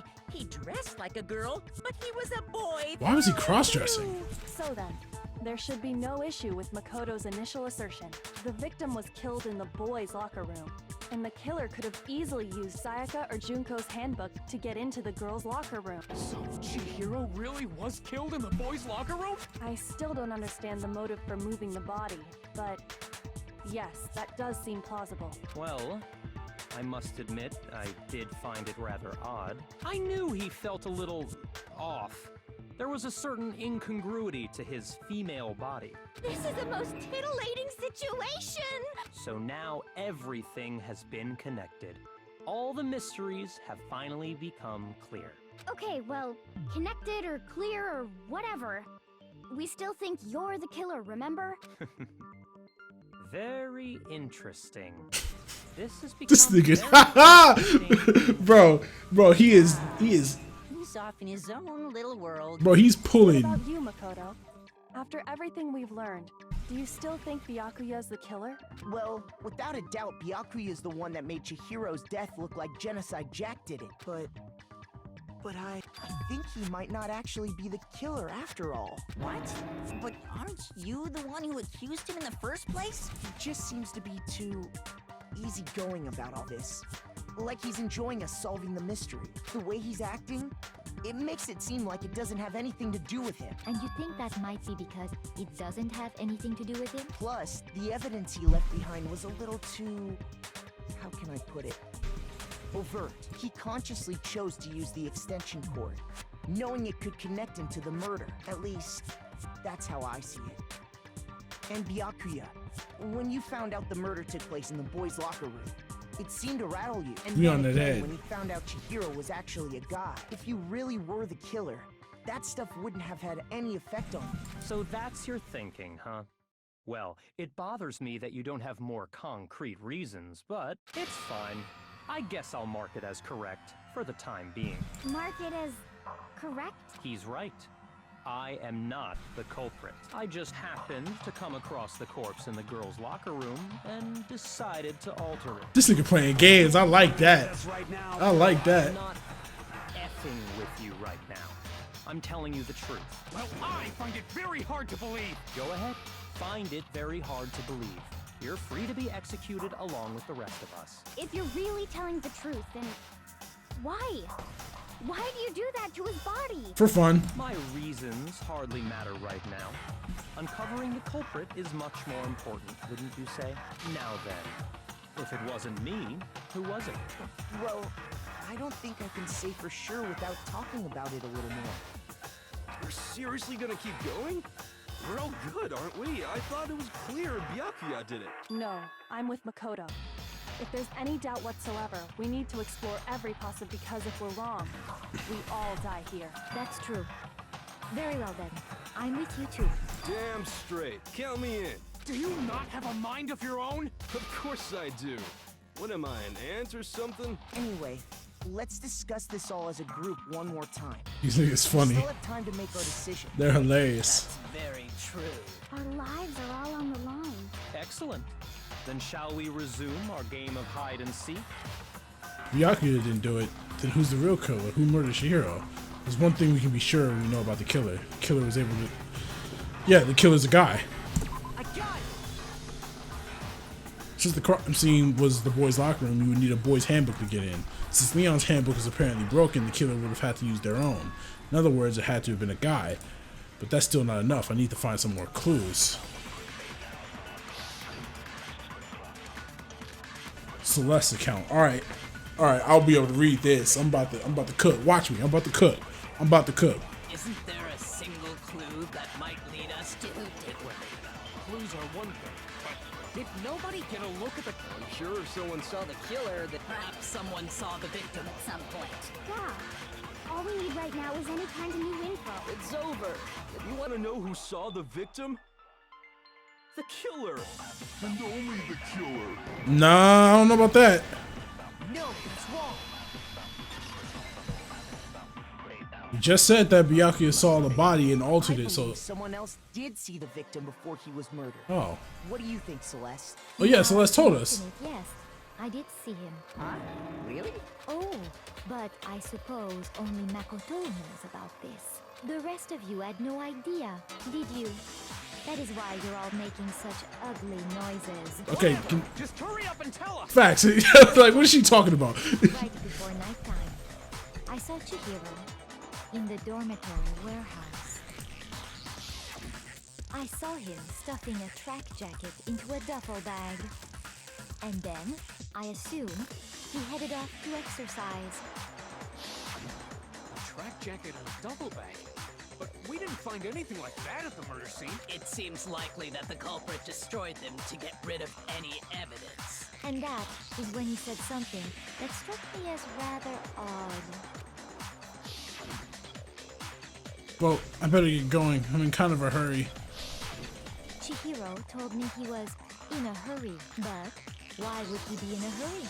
Only if someone were waiting for him, I should think. So, Mr. Fujisaki was on his way to meet with someone, and then they were going to work out together?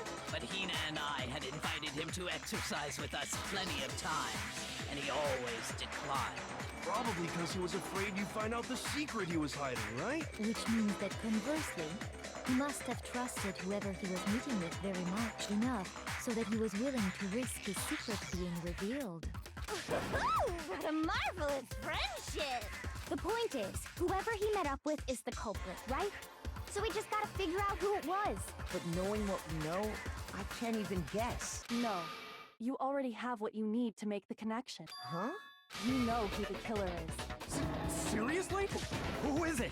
Who's the killer? Think back to the track jacket and duffel bag the killer disposed of. Focus on the details of these items, and it should become obvious who was waiting for him. Are you sure about that? You really think we can figure out who did it based on 2 pieces of evidence that we don't have? Why? You want to track down some fingerprints or something? Even if we had the equipment for that, we wouldn't know how to use it. As was noted, the evidence is already gone. There's nothing to get fingerprints from. Maybe, but we can make certain inferences if we just take the time to talk it out. Easy for you to say, but fine. Celeste, did you notice anything special about the bag or jacket? The bag was just a normal duffel bag from the warehouse. All the bags in there are the same, so I can't imagine what would make that one special. Well, if I remember right, there was a decent variety of tracksuits to choose from.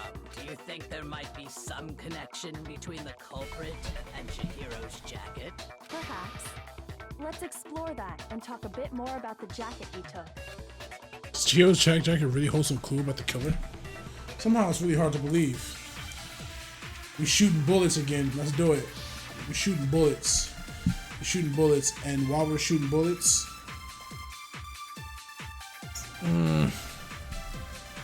First of all, we know where Chihiro was heading. He was on his way to go exercise. So next we have to ask, why did he choose the specific tracksuit that he did? What do you mean, the specific? I got it! He picked that tracksuit. It matched the one the culprit was wearing. So, which the killer was wearing the same blue tracksuit as him? My tracksuit is black. I don't even use exercising. I have a white tracksuit. I got it from the warehouse. Did any of that really help us get any closer to figure? No way. Not a chance. wait a minute. Right? What he just said without even Just saying that right now is really odd. How did he know?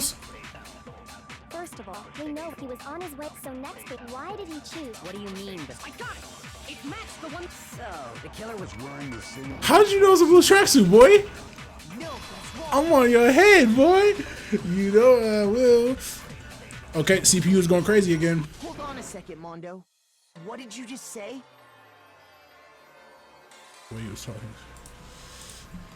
Huh? What'd I say? When Celeste testified a few minutes ago, she said, I saw him stuffing a track jacket into a duffel bag, and then I assume he headed off to exercise. she never said anything about the jacket's color. So why did you say Chihiro's blue tracksuit? What are you? You just. Haha. What color was Chihiro's tracksuit? As a matter of fact, it was blue. I'm on your head, boy. Trial. Did you tell anyone that? The only one I told about any of this was you. I'm on your head. Mondo, how did you know what I'm color on your Chihiro's head. tracksuit was? We are your I'm sure he saw the head. clothes at some point in the investigation. No, that can't be it. 'Cause it was The already bag and destroyed. clothes were surely disposed of by the time we began our investigation. Yup. Yup. The only reason he Yup. would have known what color Yup. the tracksuit Hey, was hey, hey, is if hey, he found Cherry with it hey, before he died. hey, That's the only hey. possible- Are you talking about Chihiro? Fuck the name. How about it? Did you see the tracksuit or didn't you? Just by chance. I just happened to see it last night. He walked past me, and he was carrying the tracksuit in his hand. No, that can't be it either. According to Celeste's testimony, She stuffed the jacket into her bag in a hurry. It was almost like she was trying to hide it. And just like that, she was gone. when Celeste noticed it, Chihiro made a point of making sure the jacket was completely in the bag. If you just ran into him briefly, you couldn't possibly have seen what color the tracksuit was. Facts. It We would on, appear you dug your own grave. we on your You head. handed him the shovel, didn't you? That's why you said what you did. Focus on the tracksuit and it'll be obvious who he met with? What a bunch of nonsense. Ah, now I understand. It was all one big bluff, wasn't it? Your true intention was to draw a slip of the tongue from the culprit. Mondo, we on your You ass. knew you did it to put them on edge. That's right. However, Mondo was my target all along. I had my suspicions about him from the very beginning. Kyoko was cooking. What made you so suspicious? She was cooking. That's a good question. There was a certain turning point that tipped me off. Maybe you didn't notice it, Mondo, but you tend to refer to men and women differently. You only call guys dude. For girls, it's chick. And after he was killed, you happen to refer to him as dude. Ooh, It occurred to me that Mondo knew something we didn't. Ooh. Notice such a tiny detail? That is tiny, bro. She's a witch! You're positively frightful! No, I'm not the frightful one. Not nearly as frightful as someone capable of murdering a friend. Mondo, was it really you? We on Did your you head, really boy. Kill Chihiro? I didn't kill anyone! You've been all over me, judging everything I say, putting words in my mouth. Facts. What gives you the right to treat me like a goddamn criminal? Yeah! He would never do something like that! This is a false accusation! It's true. My reasoning on that is... Ah, the bro shit. That was fast. Well, this does present us with a problem. It seems we are all out of lead. My time has nearly come. That's what my little ghost... Oh yeah, that reminds me. Hifumi, weren't you telling me you'd found some evidence? Really? What kind of evidence? Actually, no. Now that I'm... Jeez, does your confidence just get up and walk away? It's fine, man. Just tell us. If you really insist, that... Here it is. What do you have there? It happens to be an e-handbook. I found it laying on the ground, so I scooped it up. You found it on the ground, right? Then it must can't be mine. It's gotta be Chihiro's. Yep. We cooking. Chihiro's handbook was missing from the scene of the crime, right? Yep. For a fact. For a fact indeed. I was totally sure I'd found it. Then it must hold some clue about the culprit, right? Well, that's what I was hoping. But it's busted. It won't even turn on. I imagine the culprit broke it to get rid of any evidence after the murder. That's odd. I didn't think the handbooks were quite so fragile. They're not. You're right. They're not. They're totally waterproof and shock resistant. It would take an awful lot to break one. And yet, this one does appear to be broken, as is Leon's, sitting useless in the main hall for all your confidence. That is a remarkably high failure rate. Do you think there might be some kind of mystery in there somewhere? How precisely did the handbooks get broken? How did the handbooks break? Oh yeah, weak point. Yeah, I remember him saying that in the main hall. That the handbook has one weak point, didn't you? Yeah! You remember that? Sure, maybe I let that slip, but I never told anyone what the weak point actually was. But if the handbook is supposed to never break, and two of them broke in quick succession... We on that head. Then we can only assume that someone's figured out its weakness. You know what the weakness is, right, Monokuma? So, what is it? Huh? You're asking me? I think it's a necessary piece of information if you want this to be a fair trial. But if I tell you, and someone else decides to copy it, that would be very not good. Just tell us already. Why would we want to break our own handbooks? Oh well, I have a weakness for pushy demands. But you're sure you won't follow their example? Then Dog. allow me to make a special announcement. The weak point of my cutting-edge e-handbook is when it's exposed to high temperatures for too long, it will suffer a meltdown and totally break! I flippin' knew it! You knew it? Yeah, because I found the handbook laying on the floor of the sauna. The temperature in the sauna can reach over 200 degrees. Strange how you don't get burnt, huh? It's because as your sweat evaporates, it creates a cooling layer of air around your skin. If the hot air of the sauna were somehow pushed directly onto your skin, you'd definitely get fried. That layer of air would get blown away, That's why you may feel a burning when you move around. So when you're in a sauna, make sure to keep nice and still. Interesting. I learned one new fact today. That is a mere trifling speck of knowledge. Yeah, that was kind of worthless. If you found the victim's handbook in the sauna, then the killer must have been purposely trying to raise its temperature in order to break it. Meaning the culprit somehow knew its weakness. But how'd they find out? Monokuma said he didn't tell anyone, right? Indeed. Quite the mystery. What if they found out by accident? What do you mean by accident? What if the killer took their own handbook into the sauna, not knowing its weakness, and it broke? They'd realize it was broken, of course, and it wouldn't be hard to figure out why. And once they had Chihiro's handbook, they knew they had an easy way to dispose of it. It's Mondo. Say it's not possible. It's Mondo. Who would have done something like that? It's Mondo. I don't know of anyone who took their handbook into the sauna. I might know someone who did. It's too easy now. Seriously? I think the one who may have taken their handbook. The person who wore all their clothes. It's gotta be you. Here's my answer. Mondo, your handbook got broken in the sauna, didn't it? What? Why? Why do you keep accusing him? Mondo and Taka had an endurance contest in the sauna not too long ago, remember? And for the contest, Mondo just so happened to keep his school uniform on. But little did he realize, he'd also left his handbook in one of his uniform pockets. Ooh, damn, we on that ass, boy.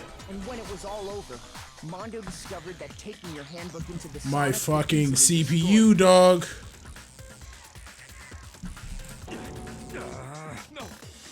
I'd press that window key every time to get the shit to calm down. I don't accept this. Show me the proof. The actual solid proof. I mean, I don't want to believe it either, but I found something that proves it to be a shadow of a doubt. What are we doing? Make your argument. Okay, we got another true bullet, broken e-handbook, Chihiro's e-handbook, card reader. Let's test Makoto's assertion. If what he says is correct, You broke your own. In other words, then that proves that what Makoto said is right. Well, my goddamn handbook works just fine. See? Look! Makoto is wrong. Mondo wouldn't hurt a fly. I'm sure Mondo's handbook broke during the sauna shutdown if I just prove that. let's test Makoto's assertion. Okay, I have the broken e-handbook. I know exactly which one it is now. If then that proves. Well, my goddamn handbook works just fine. I don't know about that. Show me. Show me, boy. Show me, boy. Show me. Show me. Mondo, the handbook you have right now, is it really yours? What the fuck is that supposed to mean? The broken handbook that was in the main hall, isn't that one actually yours? What the heck are you talking about? What I mean is, I think Mondo swapped his handbook out for one that actually works. I think he took Leon's handbook and replaced it with his own. After all, Monokuma said himself that Leon's handbook Never should have broken because the baseballs wouldn't have hit it. Right! The punishment it suffered wasn't nearly enough to destroy it. So then, the broken handbook in the main hall It's actually Mondo's. which would mean that the handbook Mondo has right now is actually Leon's. Yes? But doesn't that violate the school regulation that says loaning out your handbook is prohibited? Not loaning, borrowing. Here's how I look at it. There is a rule about loaning your handbook to another student, but if they're dead, they're not a student. It's kind of a gray area, I admit. But no worries. If anything, it just makes things more interesting. As such, I decree that exchanging handbooks with a corpse is not a violation of the rules. This nigga just making shit up as he flies. Well, Mondo, if I'm wrong about this, you're welcome to say so. I'm happy to admit I made a mistake, but... Son of a bitch. What's wrong, bro? Come on, tell him he's wrong. Taka is You are upset. wrong. You have to be wrong. Everything you just said is wrong. You made it all up. Okay, then why don't we look back on this case one more time, from the beginning. That We way, got the- everything will become clear, and we'll all see if I was right or wrong. Alright, let's do it. Okay, so all right, so Celeste had to have noticed that there was the tracksuit. Celeste had to have noticed that there was a tracksuit. Okay, all right, let's go. Let's move. So stuffed it and ran. So he went over. He took out his handbook, right?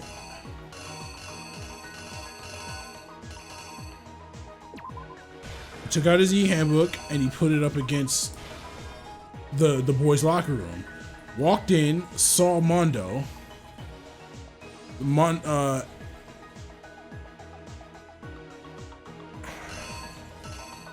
my boy was working out with a dumbbell.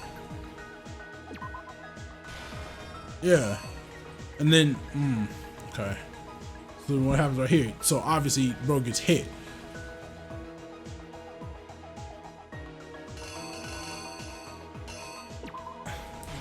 Blood splatters onto the poster. Blood splatters on the floor. He drops the handbell. Realizes what he did. Gets nervous. Rolls up the carpet. I think after that, after he rolls up the carpet, he would take the poster off the wall, right? Take the poster off the wall. Carries the body into the girls' locker room.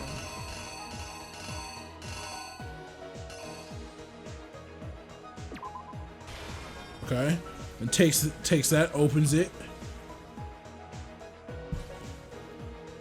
and then he puts the new poster up in the girls' locker room. My CPU okay? I think my CPU is good. Yeah, CPU is good. What happens right here? So he switches them, moves them perfectly. Byakuya comes in, sees the body. Then what? What does he do next? What do I have? Oh yeah, he's holding something. He's holding the extension cord. So he ties it up to make it look like it. Then he's touching Chihiro's face. He's writing blood loss on the wall. He's writing blood loss on the wall. Okay, cool. So he writes blood loss on the wall. Then it's the steam room. And then there's only one more thing, right? It should be the A handbook lying. He drops the handbook, so it should be the handbook lying on the ground.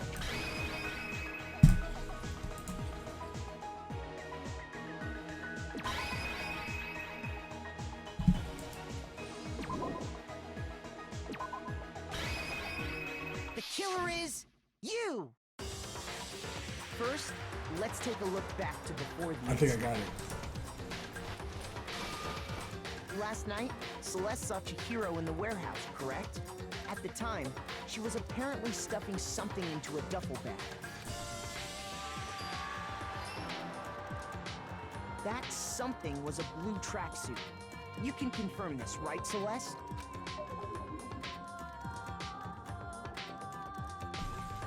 With bag in hand, Chihiro headed out, even though it was officially nighttime. Okay.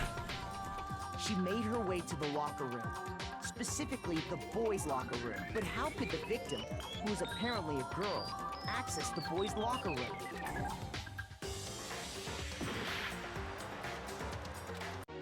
Hold on, I got this wrong. Okay. What did I get wrong then? What is it?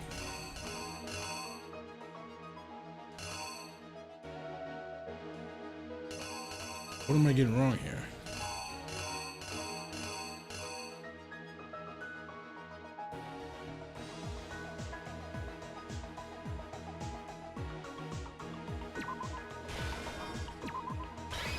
There we go. I think I got it now. The killer is you! That should have worked. With bag in hand, she made her way to the locker. Yeah.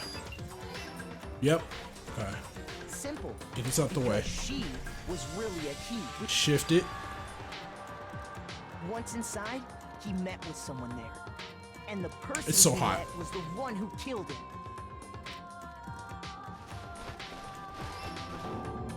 It seems likely that the killer grabbed the nearby dumbbell, a approach the unsuspecting Chihiro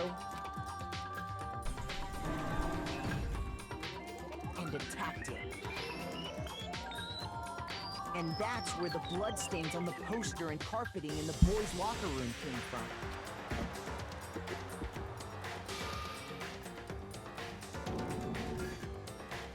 It was likely in the heat of the moment. The body was arranged, but the murder itself felt unclean. Oh, we on that ass. Which is why the killer hurried to try and hide the act. First, pulling up the bloodstained carpet, then removing the bloody poster, and finally carrying the corpse into the girls' locker room. A girl's handbook was necessary to get into the locker room, of course, but this alone doesn't prove that the killer was necessarily a girl. After all, Sayaka and Junko's handbooks had been placed in the main hall. Using one of those, a boy could get into the girls' locker room without much problem. And that's exactly how the killer did. With the carpet and the poster they brought with them, they got to work. They changed the layout of the boys' and girls' locker room in what you might call a crime scene switch. We on that ass. That could have been the end of things, but no. Byakuya discovered the body and decided to intervene in the situation, making things even more complicated. So, after stumbling on the crime scene, he went and grabbed the extension cord from the library, and then he got to work. He used the cord to string up Chihiro's lifeless body.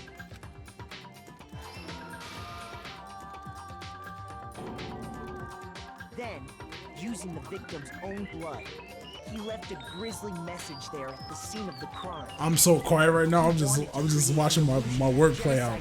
I told you I was gonna cook. And around the same time that Byakuya was putting together this facade, the killer, having already disposed of Chihiro's bag and other belongings, arrived at the sauna. There, they planned to destroy the last piece of evidence, Chihiro's handbook.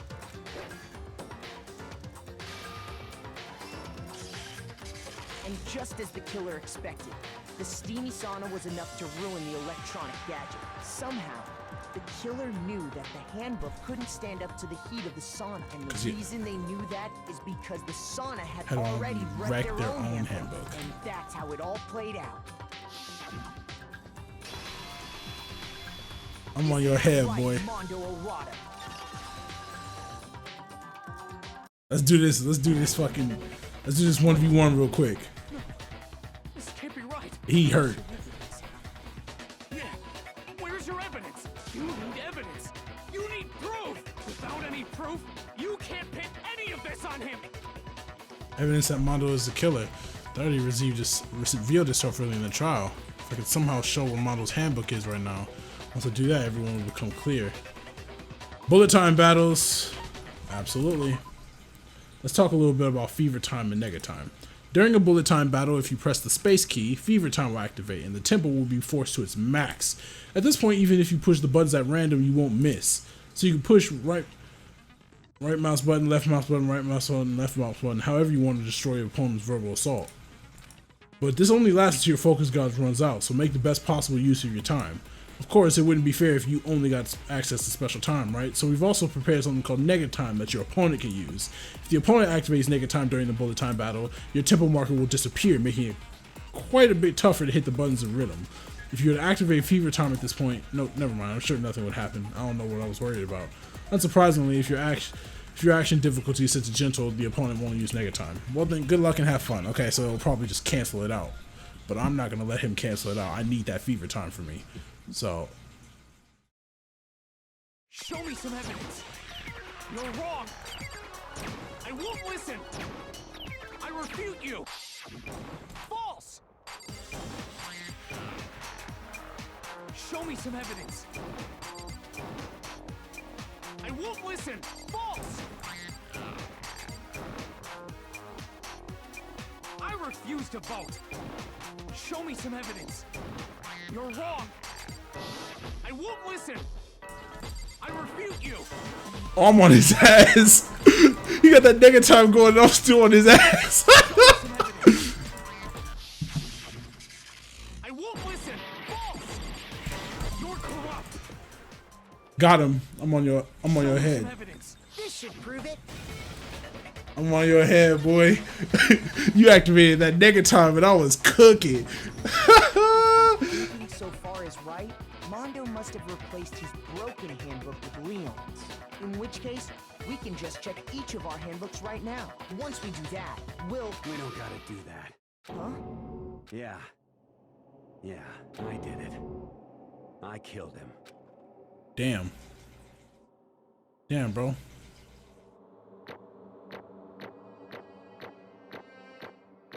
Damn, bro. He just straight out said and killed it. That's an A rank. Let's go, buddies. Damn, he just straight out said that shit. Bro, what are you saying? I got no choice, man. After hearing all that, I gotta just give up. Damn. Go ahead, Monokuma. Get it over with. Ask for the goddamn verdict. Roger that. Wait! Hold on! No waiting! No holding on! Time for the moment we've all been waiting for! Grab your lever and give it a yank! Who will you elect as the Blackened this time around? Will you make the right choice or the dreadfully wrong one? What's it gonna be? What's it gonna be? Damn. I feel bad. Damn, my man just came out and just admitted it, bro. I don't know why I feel so bad about that. Damn. What? Uh-oh. Something looks like you got it right again. Yes, it is so. The Blackened that killed Chihiro Fujisaki was Mondo Owada. In case you're wondering, the vote was not unanimous. Kiyotaka chose the wrong answer. You're treading very close to the danger zone, Mr. Izumaru. You need to be more careful. I refuse to believe it. There's no way he would kill someone. Sorry. What is this? Why are you apologizing? Damn. Why did you do it? Now then. It looks like Mondo's taking a vow of silence, so allow me to explain on his behalf. Actually, The story of the murder this time is the sad story of two men. Oh, but for anyone who doesn't really want to hear it, you can hit the shit key to fast forward through the text. I want to hear it. The fuck? Anyway, there was once a young boy, and his name was Chihiro Fujisaki. He had an extreme inferiority complex regarding his own lack of strength. You're so weak even though you're a boy. He'd heard things like that as long as he could remember, and he couldn't overcome his weakness. On the contrary, he tried to hide and bury himself further and further into that weakness, to take on the fragile form of a petite young girl. He had chosen that as his way out. Now nobody will be able to say anything about even though you're a boy. But no matter how tightly he wrapped himself up in that shell, the inferiority complex had already taken root deep inside of him. And he was not so easily weeded out. As it turned out, the shell was completely empty. The complex didn't disappear, instead it only grew stronger and stronger. I'm weak. Weak, weak, weak, weak, weak, weak, weak, weak. Once the killing game had begun here at the school, he had no choice but to accept this fact. After all, this world is survival of the fittest. If you're not strong, you don't survive. And then the lovely and hateful Monokuma announced the revealing of the embarrassing secrets, which of course included Chihiro's embarrassing secret, which I was more than willing to divulge. Even though he dresses like a girl, Chihiro is actually a boy. Hey, And that was something Chihiro couldn't let anyone find out, no matter the cost. If that was revealed, it would be the end. The hardened shell would crack, the armor would fall away. Without a doubt, those around him would torture him more than ever before. Everyone figured being thrust into such a dilemma must have sent him spiraling into despair. What? And yet, I'm sorry. I don't really want to talk about it right now. Damn, I kind of need this. I hate to do this, but I kind of need that screenshot. I'm sorry. I need that, thanks. But I also don't want to leave things the way they are, so maybe I can talk about it later. After I try my best to become strong, and then I can tell everyone. Annoyingly, he used his threat use the threat of discovery to motivate himself to become stronger. That's right. Now's my chance. I want to change. I'm going to get stronger and accept who I am. Strong enough so that when someone says, even though you're a boy, I'll be okay. I'll get better. With that thought at the front of his mind, he resolved to take immediate action. And so, that day he made the commitment to begin exercising. He was prepared to retrain his mind and body. But sadly, that would be the first and only chance he would get at it. Hey, When he decided to start exercising, he thought it would be good to ask for someone's help. But he wanted to tell that person his secret first and then ask them to help him from there. And the person he went to, Yeah, that's right. it was me. It sure was. The biker gang fella had been painfully clear about how important his manly promises were. So Chihiro probably figured that even if he confided in Mondo, his honor would make him keep the secret. Plus, Mr. Macho Mondo was the very simple of a strong man that Chihiro had always aspired to. Maybe talking to Mondo about it will help give me some courage. So he wouldn't ask Mondo to help him become strong. That was his aspiration, and he thought that only with Mondo's support would he ever be able to come close to that. Correct. So then that must be why Mondo did what he did, to keep the promise he made to Chihiro. Huh? Did what he did? You mean that's why Mondo carried Chihiro from the boys' locker room into the girls' locker room? Indeed. Yes, that's exactly what I mean. Wasn't that to cover up what he'd done? Certainly. That could have been part of it, but I don't think it was the main reason. The real purpose was to keep the promise between men he made to Chihiro. But How does moving the body keep it secret? because If everyone knew he'd been killed in the boys' locker room, then everyone would have been arguing about how she got into the boys' locker room, right? Once that started up, at least a few of us would have immediately begun to suspect his identity, so he tried to protect Chihiro's secret by putting him in the girls' locker room and stealing his handbook. See? Then Mondo did all that to keep the promise he made to Chihiro, who he also killed. Damn! Why would he do that? The more I hear you talk, the more I don't understand. I mean, you guys trust each other, right? So why? Why did you? Because no matter what, I didn't want anyone to know. I knew it. So that's what triggered it after all. The possibility of having your embarrassing memories and secrets exposed. What is this? That's impossible. Nothing could have been that bad. Something he didn't want anyone to know, even if it meant killing someone. It's impossible. Don't make me How many times will I must repeat myself? To judge others by your own standard is the height of folly. Even if you can't comprehend it, he obviously can. That's all there is to it. Well, while we're on the subject, why don't I tell you? That embarrassing memory, that secret he didn't want anyone to know. Hey, You know what Mondo did? He killed his own brother. Damn. Mondo, the ultimate biker gang leader, makes all the hoodlums and riffraffs across the country tremble. But the only reason he had the chance to join a gang in the first place was because of a certain someone. Mondo's older brother's name was Daya Owada. Mondo had nothing but respect for him. It was because of Daya that Mondo ever got on a motorcycle. Mondo's brother was his only family growing up. He was the only one that Mondo could trust or respect. He wanted to measure up to his big brother, so he imitated him in everything that he did. Mondo was the epitome of the starry-eyed kid brother. Meanwhile, the charismatic older brother had put together a local motorcycle gang, and before anyone knew it, it had grown into the biggest biker gang in the country. Dad, the older brother, number one in the gang, and his number two, his younger brother, Mondo.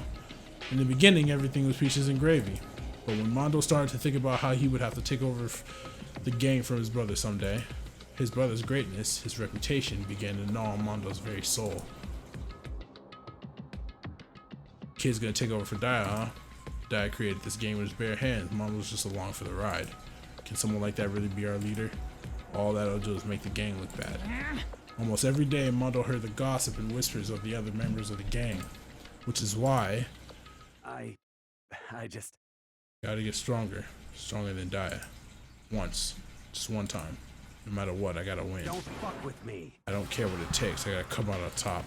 And on the night of his amazing brother's retirement ceremony, Mondo challenged him to a street race. But during the race, tragedy struck. Kid brother pushed ahead with his reckless abandon, eager for victory and dashed into oncoming traffic. But suddenly, damn, his older brother saved him and got truck-cooned. Laying in his kid brother's arms, the older brother delivered his final words.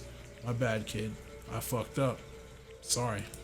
Of course he knew it was his brother's fault, but Dad never blamed him for what happened. Hey kid, the rest is up to you. No matter what, you gotta keep the gang together. Cause it's the team, you and me, to put together.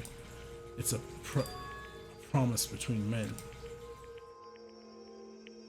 Damn. He decided to hide the truth of what happened to everyone else in the gang. In order to keep the gang together and keep the promise to his brother, he can never admit to anyone that it was his own weakness that caused the accident. And as a result, the team was made even stronger under the banner of the kid who bested his big brother. Dad was going to lose to his kid brother, so he got stupid and got himself killed. That became the explanation for what happened. Mondo's lie became the truth. He wanted to lead the team so bad he was willing to tell all kinds of lies about his brother. I'm strong. Strong. Damn. And yet, as soon as our killing game began, he realized no matter how tough he pretended to be, he was just another weakling that could die in an instant. And then the lovely, hateful Monokuma announced the revealing of the embarrassing secrets. At that point, it was clear I would have no problem shedding light on his secret. Mondo killed his own older brother. No matter what, I couldn't let the other gang members find out. If that happened, everything would have been ruined. Everything me and my brother had worked to create would have been destroyed. His death, all the guilt that I'd been carrying around, it would have been for nothing. So that's why. Mondo. After I saw what Monokuma had on me, my head filled up with a kind of fuzzy uneasiness and started swirling around. Never felt anything like it before. I didn't know what to do about it. I wasn't sure what to think or say, but after a while that fuzzy uneasiness turned itself into a rock-hard lump of anxiety weighed down in my stomach. It was right around then that Chihiro asked me to start working out with him. And right there, he told me a secret. Seriously? Jesus. I'm sorry. I'm sorry I lied to you. Why? Why now? Why are you telling me this all of a sudden? Huh? Because, I mean, you kept a secret all this time, right? If anyone found out, you would... But... You're right, but... I want to change. I wrapped myself in lies. I'm weak. I want to destroy that version of me forever. His words were like a knife in my gut. I felt like he was exposing the lie I'd been living myself. I have to change. I don't want to be weak anymore.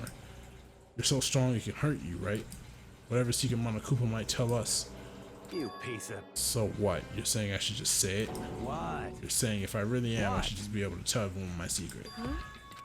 I was jealous. I was jealous of Chihiro's strength.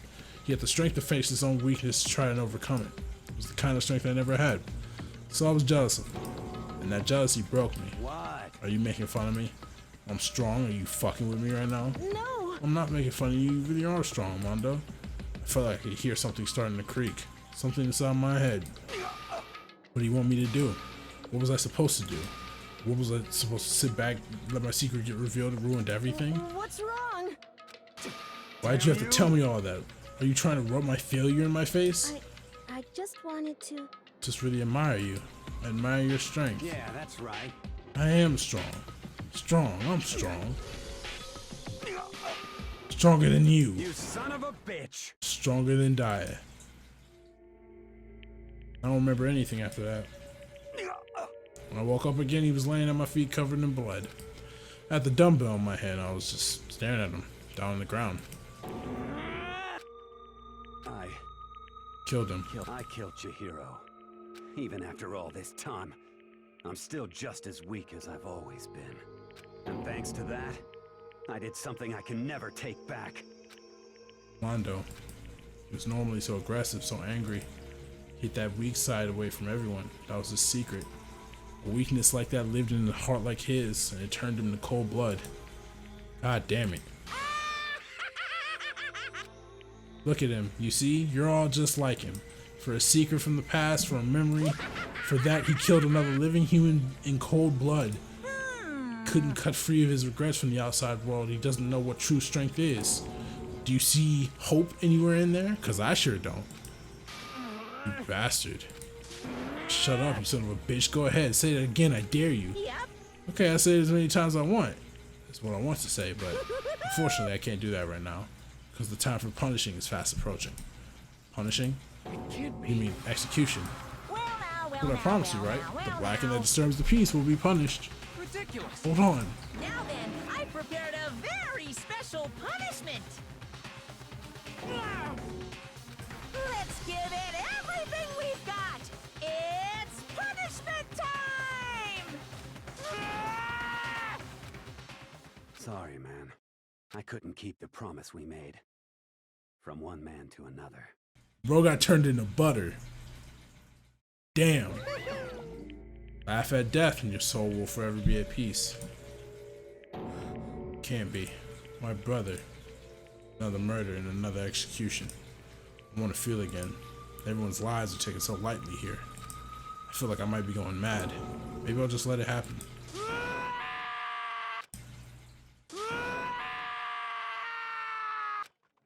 Let's talk of sad screams invaded our skulls. We reached force to realize once again. But he, of course, he had to. What a disappointment. This is the end of the game. Byakuya, you're completely insane. You know that? A game, one of our friends is dead. Do you realize that? Naturally. Of course I do, because this game will live for death. Hey, I don't have anything to say to you. I don't have a response except that I just don't understand why. Why'd you go out of your way to disguise Mondo's crime? What? Why? Is it obvious? Because I made things more interesting. The voice is calm, emotionless, like the voice of death. It chilled me to the bone. Last night, when the murder took place, I was in the library as usual. Honestly. So you ignored the nighttime rule too. That rule never mattered to me. I don't recall agreeing to it. There is nothing to be Well, I don't particularly care. Please continue. The night grew late, and I decided to return to my room, which is when I stumbled upon him. I spotted Mondo coming out of the girls' locker room. After he'd gone, I looked inside and saw the corpse. You mean you actually witnessed the murder? He was such a fool. He didn't have the slightest idea that I'd seen him. So you're saying you knew who the culprit was from the very beginning? That's right. Indeed. But if that had been the end of it, how boring would that have been? I mean, what a waste of time to have the answer revealed right at the beginning. Which is why I decided to lend a little helping hand. Thought it would liven things up. You did all that to liven things up. I see. So after hearing about Genocide Jack from Toko, you decided to use that to create the fake murder scene. Damn, man. If you hadn't figured out who really done it, you would have been dead too, right? Well, obviously I would have revealed the truth before it reached that point. Of course. Byakuya turned to look me in the eye. I could feel his sharp eyes piercing into me. Thanks to a certain remarkable someone, it never did, and I was able to perform an interesting experiment. Once I do decide to become blackened, I now know who I'll have to watch for. Correct. So that was your reason. Are you satisfied? Indeed. Yes, we're done listening to your story. Moving on. Hey, Something I'd like to ask Monokuma. What's this? Well, I'm up next. you.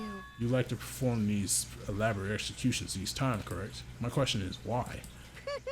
Do you like them? But you know, this punishment, this despair, it's not just for you. All this punishment, all this despair is my gift to mankind itself. What? You're over-exaggerating. I am not over-exaggeration.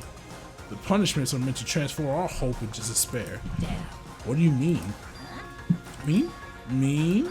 Mean? Mean? Okay. Good grief, I don't understand why you have to pick apart every little stupid thing. Whatever, it doesn't matter. In the end, I'm going to stand alone as the victor, and then everything will be revealed to me. Ah, the noble son of a noble family. Truly, you understand me. I think it is the start of a terrifying friendship. That's enough. Shut up. I would never stoop to the level of a childish criminal like you. Let me just say this. After I have achieved complete victory, you're up next. I'm going to find you and kill you, understand? In the name of my family. For which victory is a foregone conclusion. You're getting all riled up. So cool, it's like you're the main character of a video game or something. No trash mob for you. I swear, whatever it takes, I will kill you. Temper, temper, it sounds like someone needs a nap.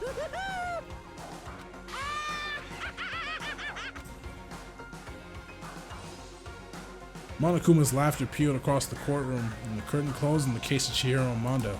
But I knew that wasn't the end. The killing game would still continue, because the mastermind wouldn't let it end. For those of us who were still alive, our worst fear and despair kept on multiplying. It was the kind of despair that felt like a blind puppy in hell had more of a future than us. All of our courage, all our effort, our friendship, it felt like it amounted to nothing at all. It was the worst kind of despair.